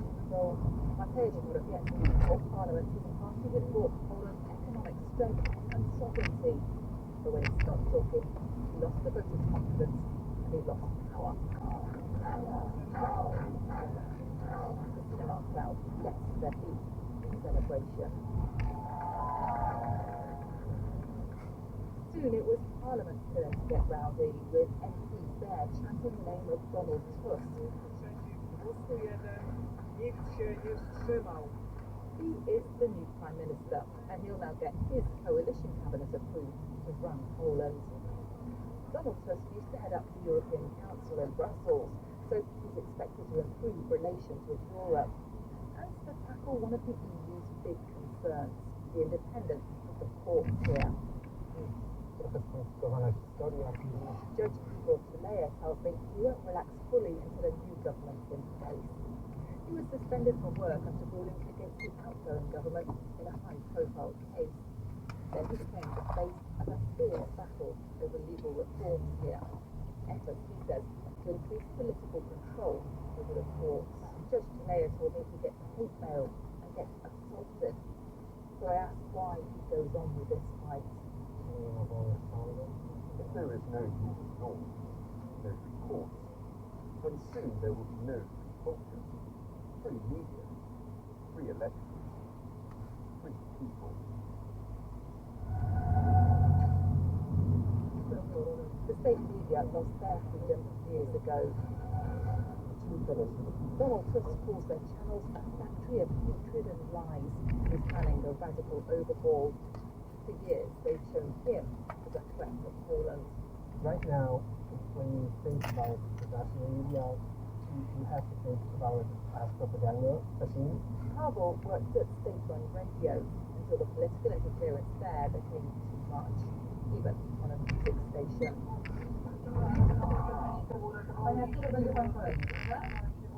So he helped set up this place, Radio 357, with some of the staff who were sacked or resigned. Dziękuję Polsko, to jest naprawdę wspaniały dzień. In his acceptance speech as Prime Minister, Donald Tusk talked about chasing away the darkness, protecting freedom, preserving democracy. Radical policy change won't be easy, because the outgoing party still has a lot of influence. But the direction for Poland and its political priorities have already shifted. Sarah Rainsford reporting. Now, football bosses in Turkey have suspended matches in all leagues there after the president of the football club punched a referee to the ground after a game. Others kicked him when he was down.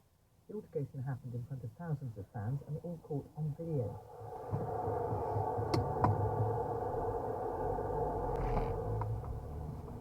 James Montague, no relation, He is a football journalist based in Istanbul. Toby, what happened? Well, there was a pretty fiery game, which is not unusual for the Turkish Super League. And it's between Ankara Gücü and Rizespor. Ankara Gücü were winning 1-0 deep into injury time, and then in the 97th minute there was an equaliser for the referee. Quite a famous referee, Kalem Mela, not just in Turkey but in Europe. He's part of UEFA's elite referee program. Champions League games, a very recognised figure.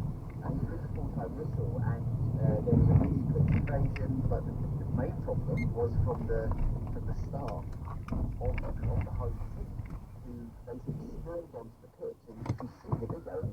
Indian consumers to actually pour back into marketing Indian things. There are advertising campaigns that are set out, and you have the very brightly colored advertisements that are circulated. Images of rural dancing around tea. They put out images of, Bengali babus drinking tea. By the time you hit the 1940s, you have Gandhi's famous to promote tea. So very,細 BB 爸爸喺度，爸爸喺度啊，爸爸喺度，爸爸喺度啊，爸爸喺度，爸爸喺度。The Indian Tea Association, which took responsibility for much of the marketing, demonstrated how to brew tea in village bazaars, set up tea services on Indian railways, and sent a pamphlet entitled爸爸喺度，爸爸喺度啊。 to high school students. The association also initially took against price merchant farms on the grounds that it did not contain enough actual tea.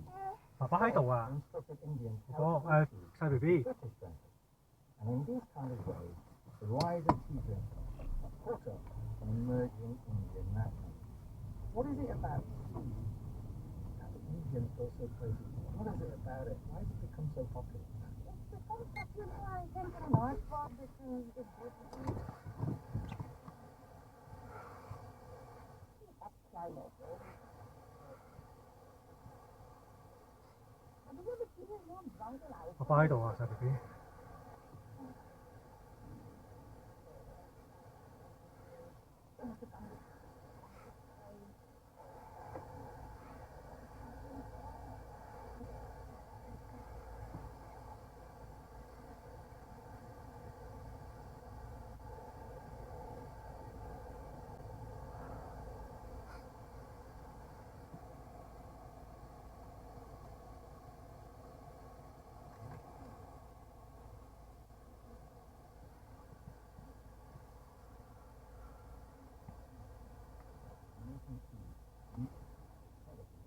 喂，子偉，我架車爆胎啊，去緊入嗰個 dentist 嗰度，因為佢有個非常之大嘅撲號。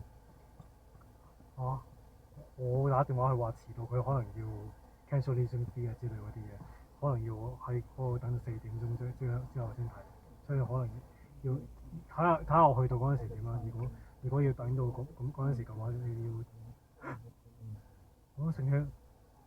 我醒起冇帶奶樽，我有帶奶粉出嚟，因為有奶粉出嚟，但係冇帶奶樽。我換咗啦，但係我依家喺路上啊，仲未去到嗰度啊，好塞車，所以我唔知佢係點，但係我啱啱先食好似冇帶奶樽。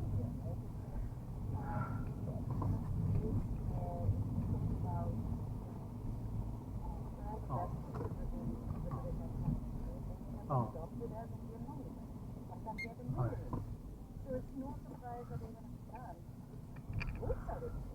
could be considered an Indian food. And again, this is in part because it has always had Indian participation. But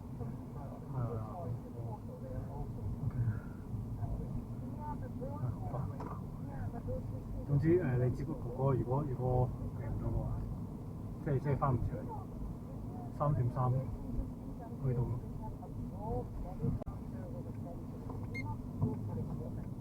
點解啊？你喺邊啊？我係啊，我係趕唔切㗎，我咪話你接咯。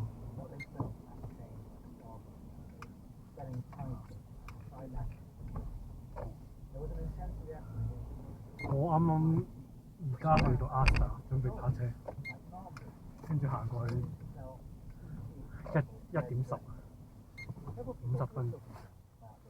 係啊。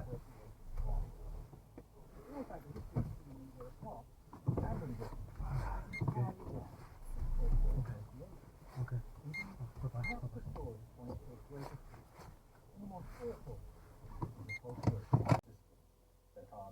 就快行啦！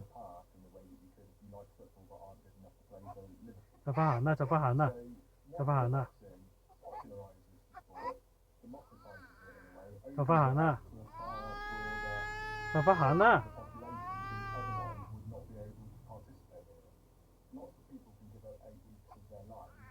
！Not many people can commit years and years of their lives to becoming unboxing, possibly have no success or public recognition for that as yet. 就快行啦！ She's taken part in 2 white-collar boxing programs. I'm very no and light, so I think it was quite difficult to match those 啊！行啦行啦行啦！行啦行啦！行啦！ So with the second fight, as it happened, the person that I was matched to actually pulled out 24 hours before the fight, so I was then matched to someone very last minute so that my fight could go ahead. And I think she was about 10 kilos heavier than me, which was quite scary because obviously with a lot of boxing it is just about strength and physical force. How did that fight pan out? I won both my fights, which is great, and I think boxing is one of the things that pushes me as a small woman really, really far outside of my comfort zone. But Nora has one overriding concern about her experience, and it comes back to what she sees as an essential difference between how men and women approach a fight. The women are a lot more tactical because we're not as strong. They're a lot more tactical with just trying to get points and get hits, and they might just do it in attack, but that's enough to score points and that's enough to win the fight. Where I thought the men windmill their arms like this, just trying to knock the other person out. I've got another video here to watch, and this one's billed as the fastest knockout in white-collar boxing, so let's see what's going on here. It seems extraordinary that in the last few decades there have been few advances in knowledge about the damage boxing can do to the human brain. And yet here we are with what appears at least to me to be pretty wild, scrappy fighting, where each opponent is clearly aiming for the head, going for a knockout blow.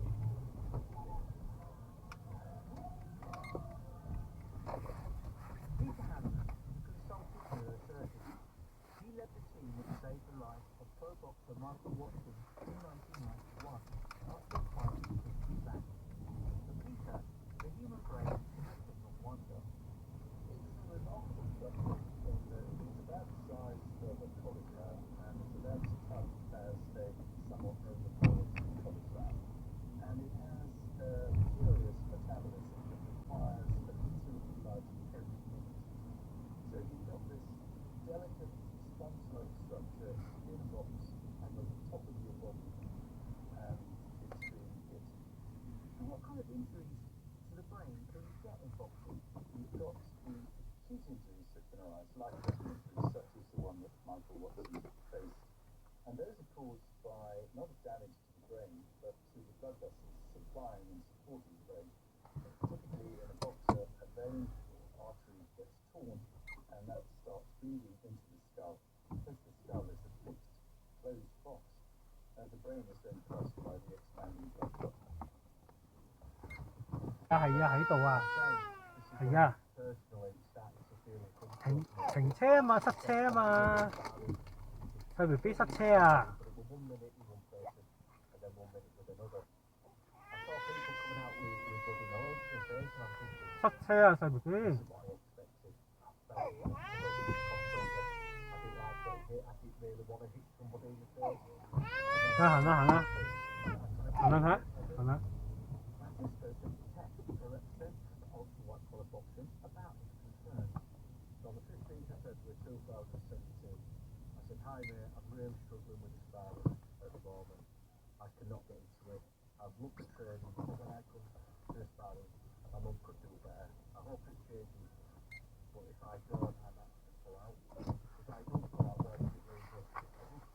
行緊㗎，行緊㗎，塞車啊！細 B B 瞓覺啊，瞓覺啊！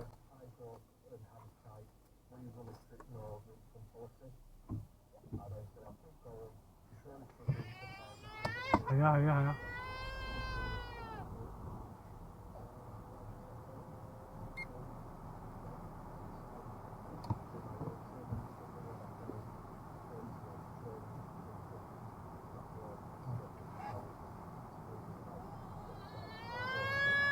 係啊，係啊，係啊！知道啊，知道啊，知道啊，知道啊，知道啊！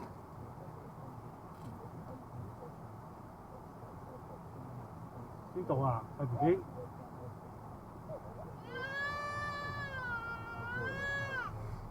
知道啊，知道啊。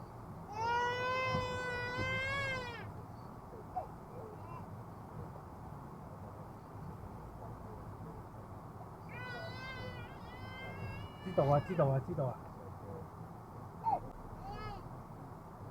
知道啊，細 B B，知道啊，爸爸喺度啊。塞緊車啊，細 B B。冇辦法啊。塞緊車，塞緊車，塞緊車，塞緊車，塞緊車，梗係塞緊車。塞緊車，塞緊車，塞緊車。塞緊車，塞緊車，塞緊車。塞緊車，塞緊車，塞緊車。塞緊車，塞緊車，塞緊車。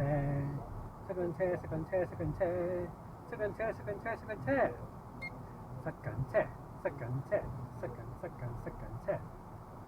塞緊車啊，細 B B。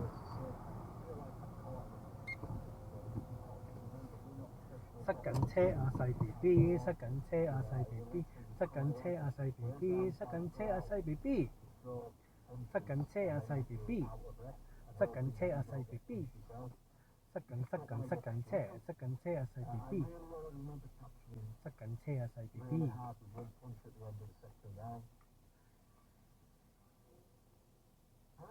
塞緊車，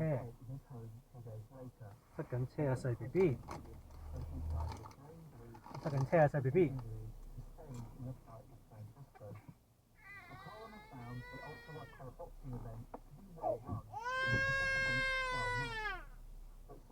塞緊車啊嘛，塞緊車啊，就行啦，係咪？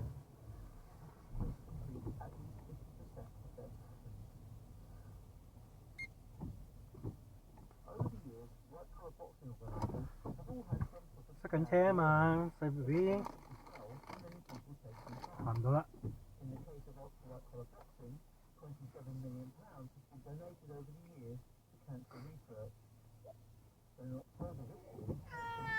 塞緊車啊！塞緊車啊！細 B B 塞緊車啊！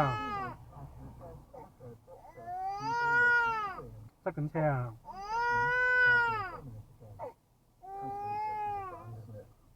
塞緊車啊！細 B B 塞緊車啊！係啊，係啊，係啊，係啊，塞緊車啊，塞緊車啊！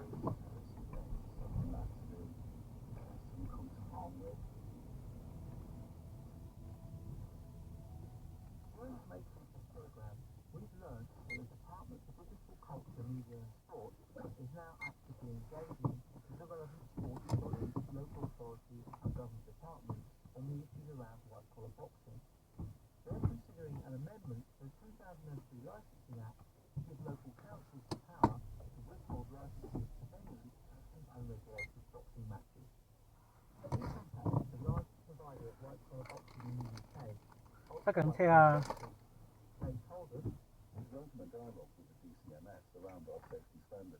！However, we certainly question if the British Boxing Board of Control and Kingdom Boxing have safety standards that are better than ours. On the matching process for fighters, they said, our process is constantly scrutinised, and there are strict measures in place to ensure that all those taking part are evenly matched. When it comes to medical provisions at final bouts, they told us, a trauma-trained paramedic and 2 medical technicians are in attendance, along with a full ambulance. And on medical checks, everyone is required to fill out a medical form before塞緊車啊，細 B B。indicators we ask their doctors to okay them. We also suggest that everyone visits their GP before taking part. On the deaths of Cecil Reggie Kurian and Dominic Chapman, both of which occurred shortly after an ultra-white collar boxing event, they said. Everyone at our company was left devastated by the deaths of Duval and Dominic, and our deepest sympathies and condolences remain with their family and friends. With inquests still coming, it will be inappropriate to make any further comment. We'll give the last word to Dominic and his father, John Chapman. This is devastating, absolutely calm, and ultimately, the bottom line is that we don't want anybody else going through what we are going through this time. And we did to Dominic.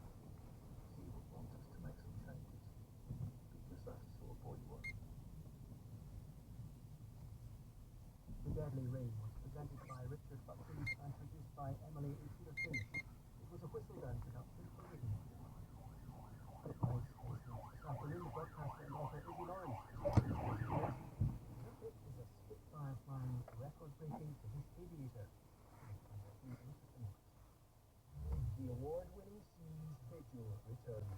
The weapons they're developing to drones, this is how the regime comes to power. Murder at a military airbase. And a brand new... 他整个人他只是 How do you go about choosing people as being traitors? I've had experience working with the military before.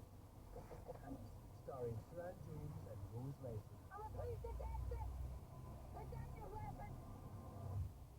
Vigil. Watch on BBC iPlayer. As we've been hearing in the news throughout the day, MPs are debating the government's Rwanda bill ahead of a crucial vote this evening. Evan Davis will be bringing us up to speed on PM in half an hour. And of course, there'll be analysis of the outcome later this evening on Radio 4 and the World Tonight at 10 o'clock. Right now, though, it's time to check the skies with Matthew Paris. There's only one place to start this program. 56,000 feet up in the air. It's 1963. A middle-aged woman is focusing on the horizon. She's been waiting for this moment a long, long time. The moment when the many adventures she's had before, there have been a lot, pale into insignificance. Tiny engines have been rifled before, reach full power, and as she uses to rain out over the 1,000-mile-per-hour mark, she knows she's just made it. The first many forces break the sound barrier in the night. With final thrust, she pushes to 1,250 miles per hour, becoming, for a while, the world's fastest female aviator. Coming back down to Earth and to the future, I'm joined by the person nominating our great guide, Izzy Lawrence. Izzy, I really struggle to sum up your career so far. Not because there's so many things to say, but because we're so very varied. Writer and broadcaster, it just doesn't cut it. You're the resident guru on Radio 4's comedy travel series, Your Place or Mine. You write exactly the kind of children's books that I would love, full of history, biography, facts, and adventure. And I saw your eyes light up, hearing about this extraordinary woman. Who is she, and why her? Diana Donato Walker, who is one of those people that just inspires you to be real. Really just break the sound barrier. She's Spitfire. She flew over 80 different types of aircraft during the Second World War, the ATA, the Air Transport Auxiliary, and I happened to come across her story because otherwise I'm looking for interesting things to children about. And I didn't know that women flew warplanes in the Second World War. I didn't think that was a thing. I mean, obviously they didn't go into battle and fight with them, but they were delivering them to the RAF. Iraq had women flying Spitfires, and they were known as a ladies' plane. I mean, what? And so therefore I got a bit nerdy as one girl, had to write a book, which I did, called Billy Swift Takes Flight, which is that little girl who illustrates the status of the death and adventures and air accidents happen. So she's basically the inspiration for your children's book. Yeah, very much. Diana Donato Walker, today's great life, has two main claims to fame. We've talked about her record-breaking flight, and we'll come back to it a bit later. But she originally made her name as one of the legendary ATA girls, as you said, though I bet they said ATA girls, don't you? It's quite likely. But the female pilot who flew for the Air Transport Auxiliary in the Second World War, flying every kind of plane. Yeah, these were planes that were falling apart. They'd been, out in Europe doing their thing. And then when they all got shot up and their mechanics were failing, that's when the women were taking them back to the factories to be repaired. So, all those different brands of planes had to physically radio over to the RAF to be know almost everything about this, but there's someone who knows a lot about it too, and that's Giles Whittle, World Affairs Editor at Fortis Media, and the author of Spitfire Women of World War II. Giles, you met Diana, didn't you? Yes, a couple of times. He was very elderly, but also very young. I have a very distinct memory of giving her a hug when I said goodbye to her for the last time, and she was just skin and bone.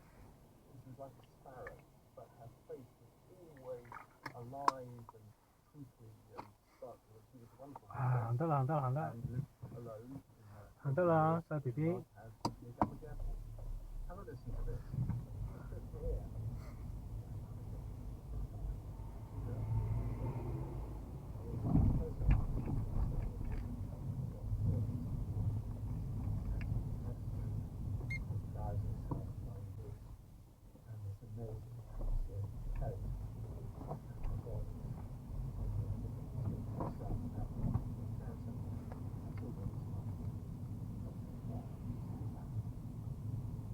Well, he's unfortunately today.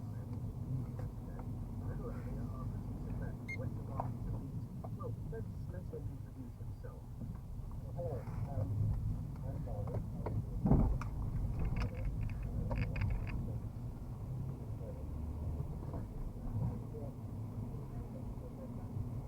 Yes.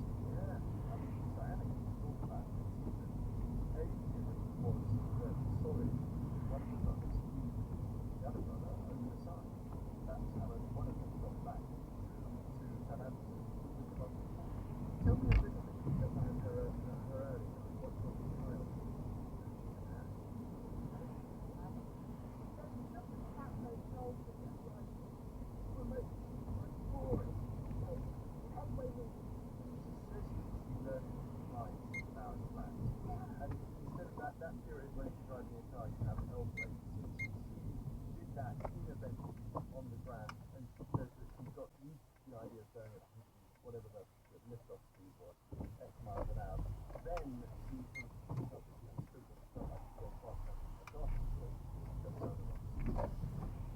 Let's take her from the age of 21 when the war broke out. In a way, this gave her that chance to almost escape for all of them. They were the original 8, and then Diana was one of the recruits of the 88 Street Army Band. Was to escape, was to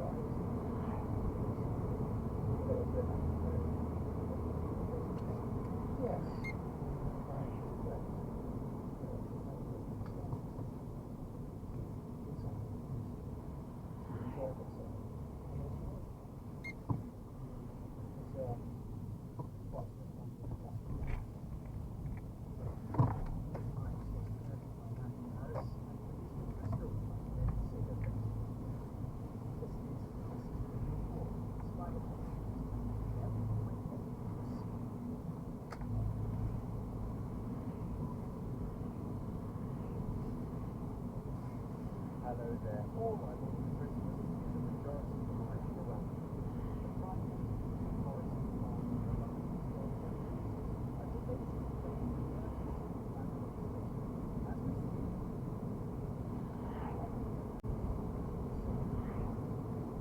at this stage,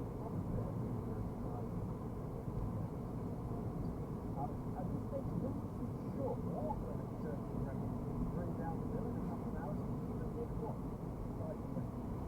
It's going right down to the wire. Back-to-back meetings with the Prime Minister and nervous whip from NATO again. Also, when delegates at the COP summit are still don't forget, our climate benefit got to vote. Yes, I'm still in Cyber.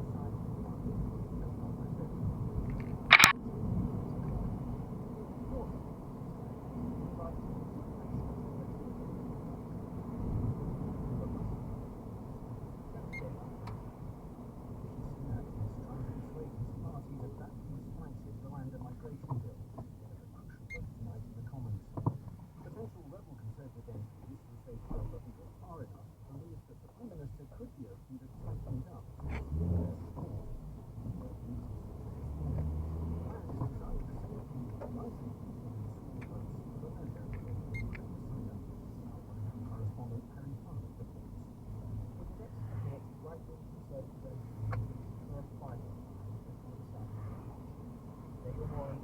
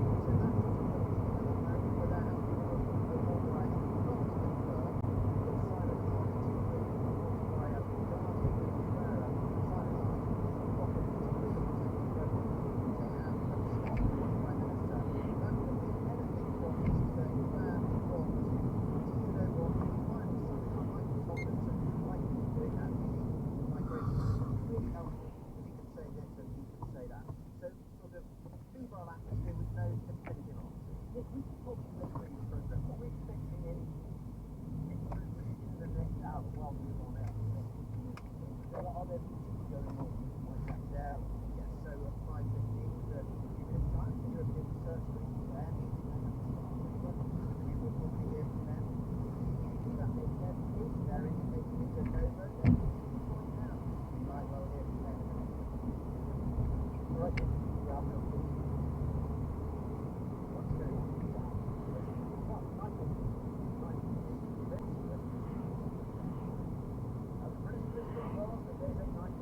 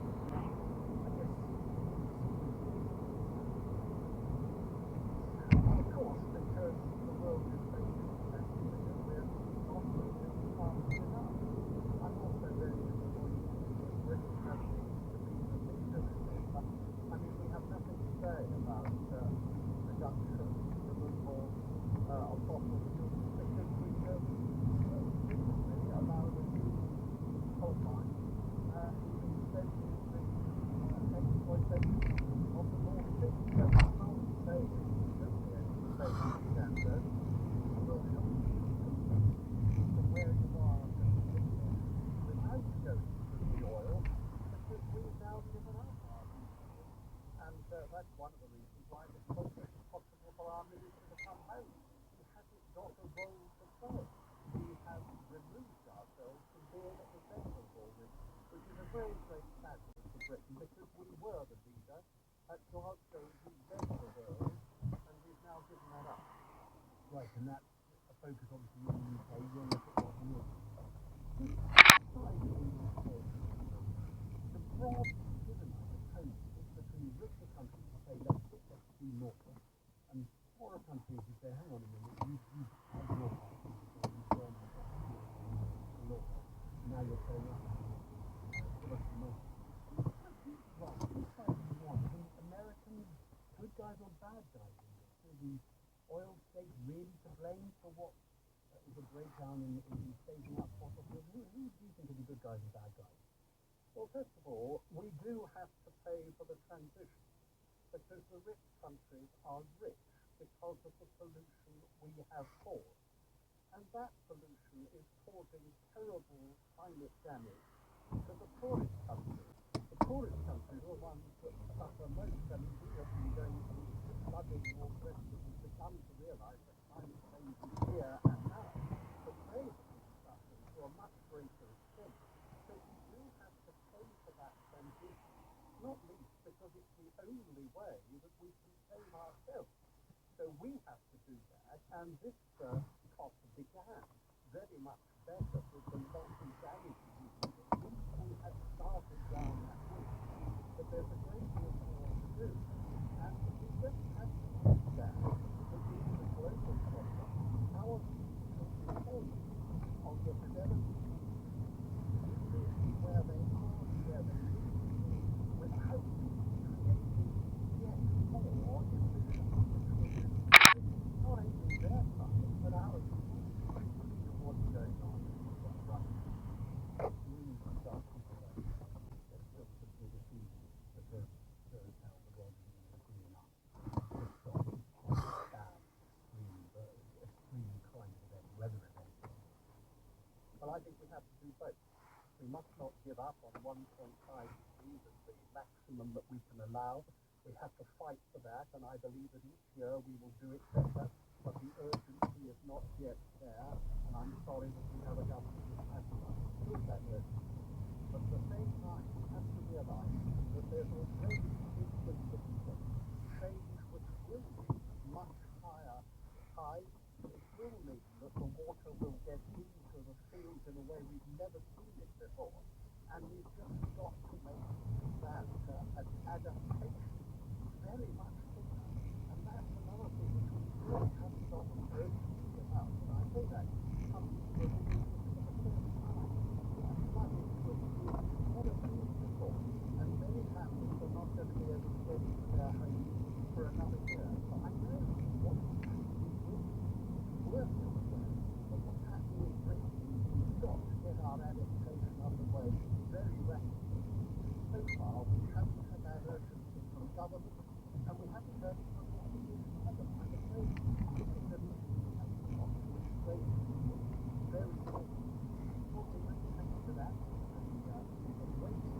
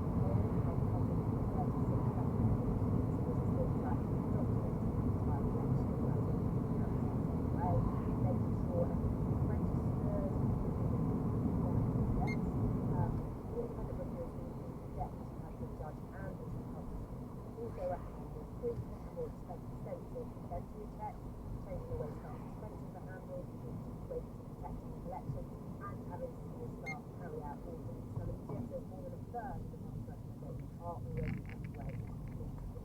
Jeremy trustees in part of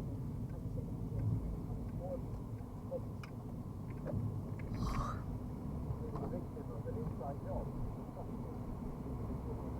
So, from this connection, over 30 years, and the police are investigating that. When you heard the recollection, they thought this collection is safe, and the more open and transparent and self-confident in their voice.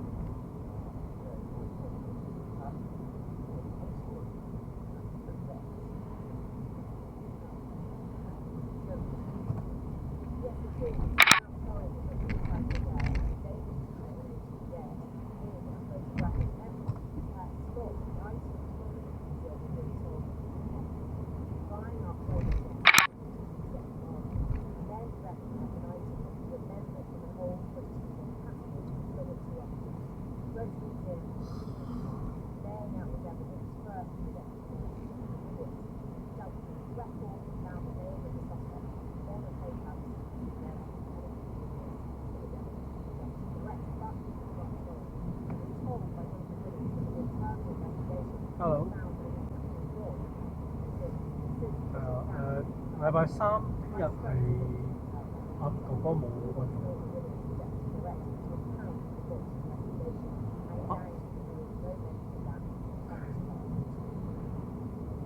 咁頭先佢有冇啲咩 activity 啊之類啲嘢？嚇？我哥講咩？我哥冇講嘢。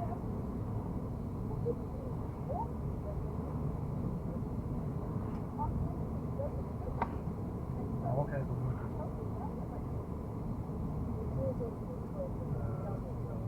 16分鐘。分緊。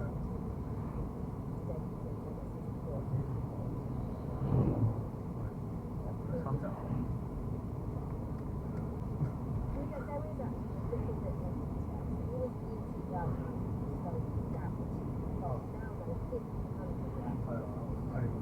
依家約咗係5月14號4點半，係我3月。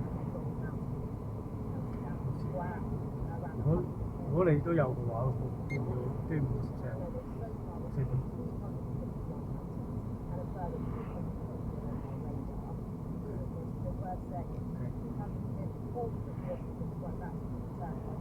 咁我哋唔係食 LO， 你食 LI。拜拜。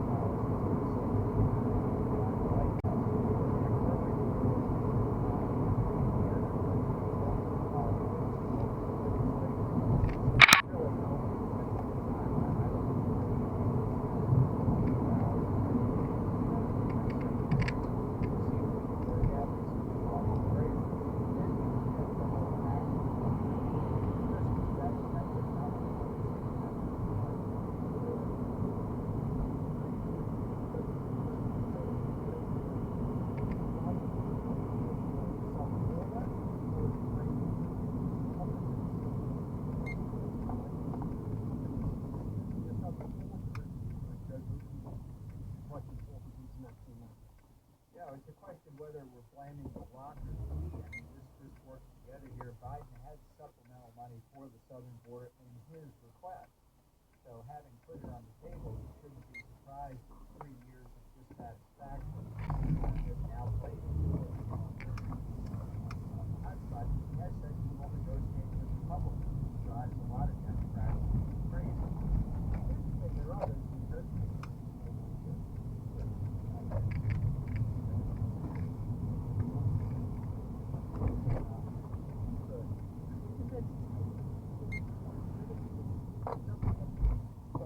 The Europeans are doing a very good job of delivering their messages. The Germans certainly fall into that category. The UK has been an exception and really just outperformed. So let's be clear, in the House of Representatives, the greatest potential on the bill Ukraine at first, it's less than 100 votes. If you had just a straight up vote, as procedural, obstacles, and so on, the approval was over 300 to 100. And the 100 Republicans are not necessarily Ukraine. They're worried about Donald Trump. They don't want a primary in their district.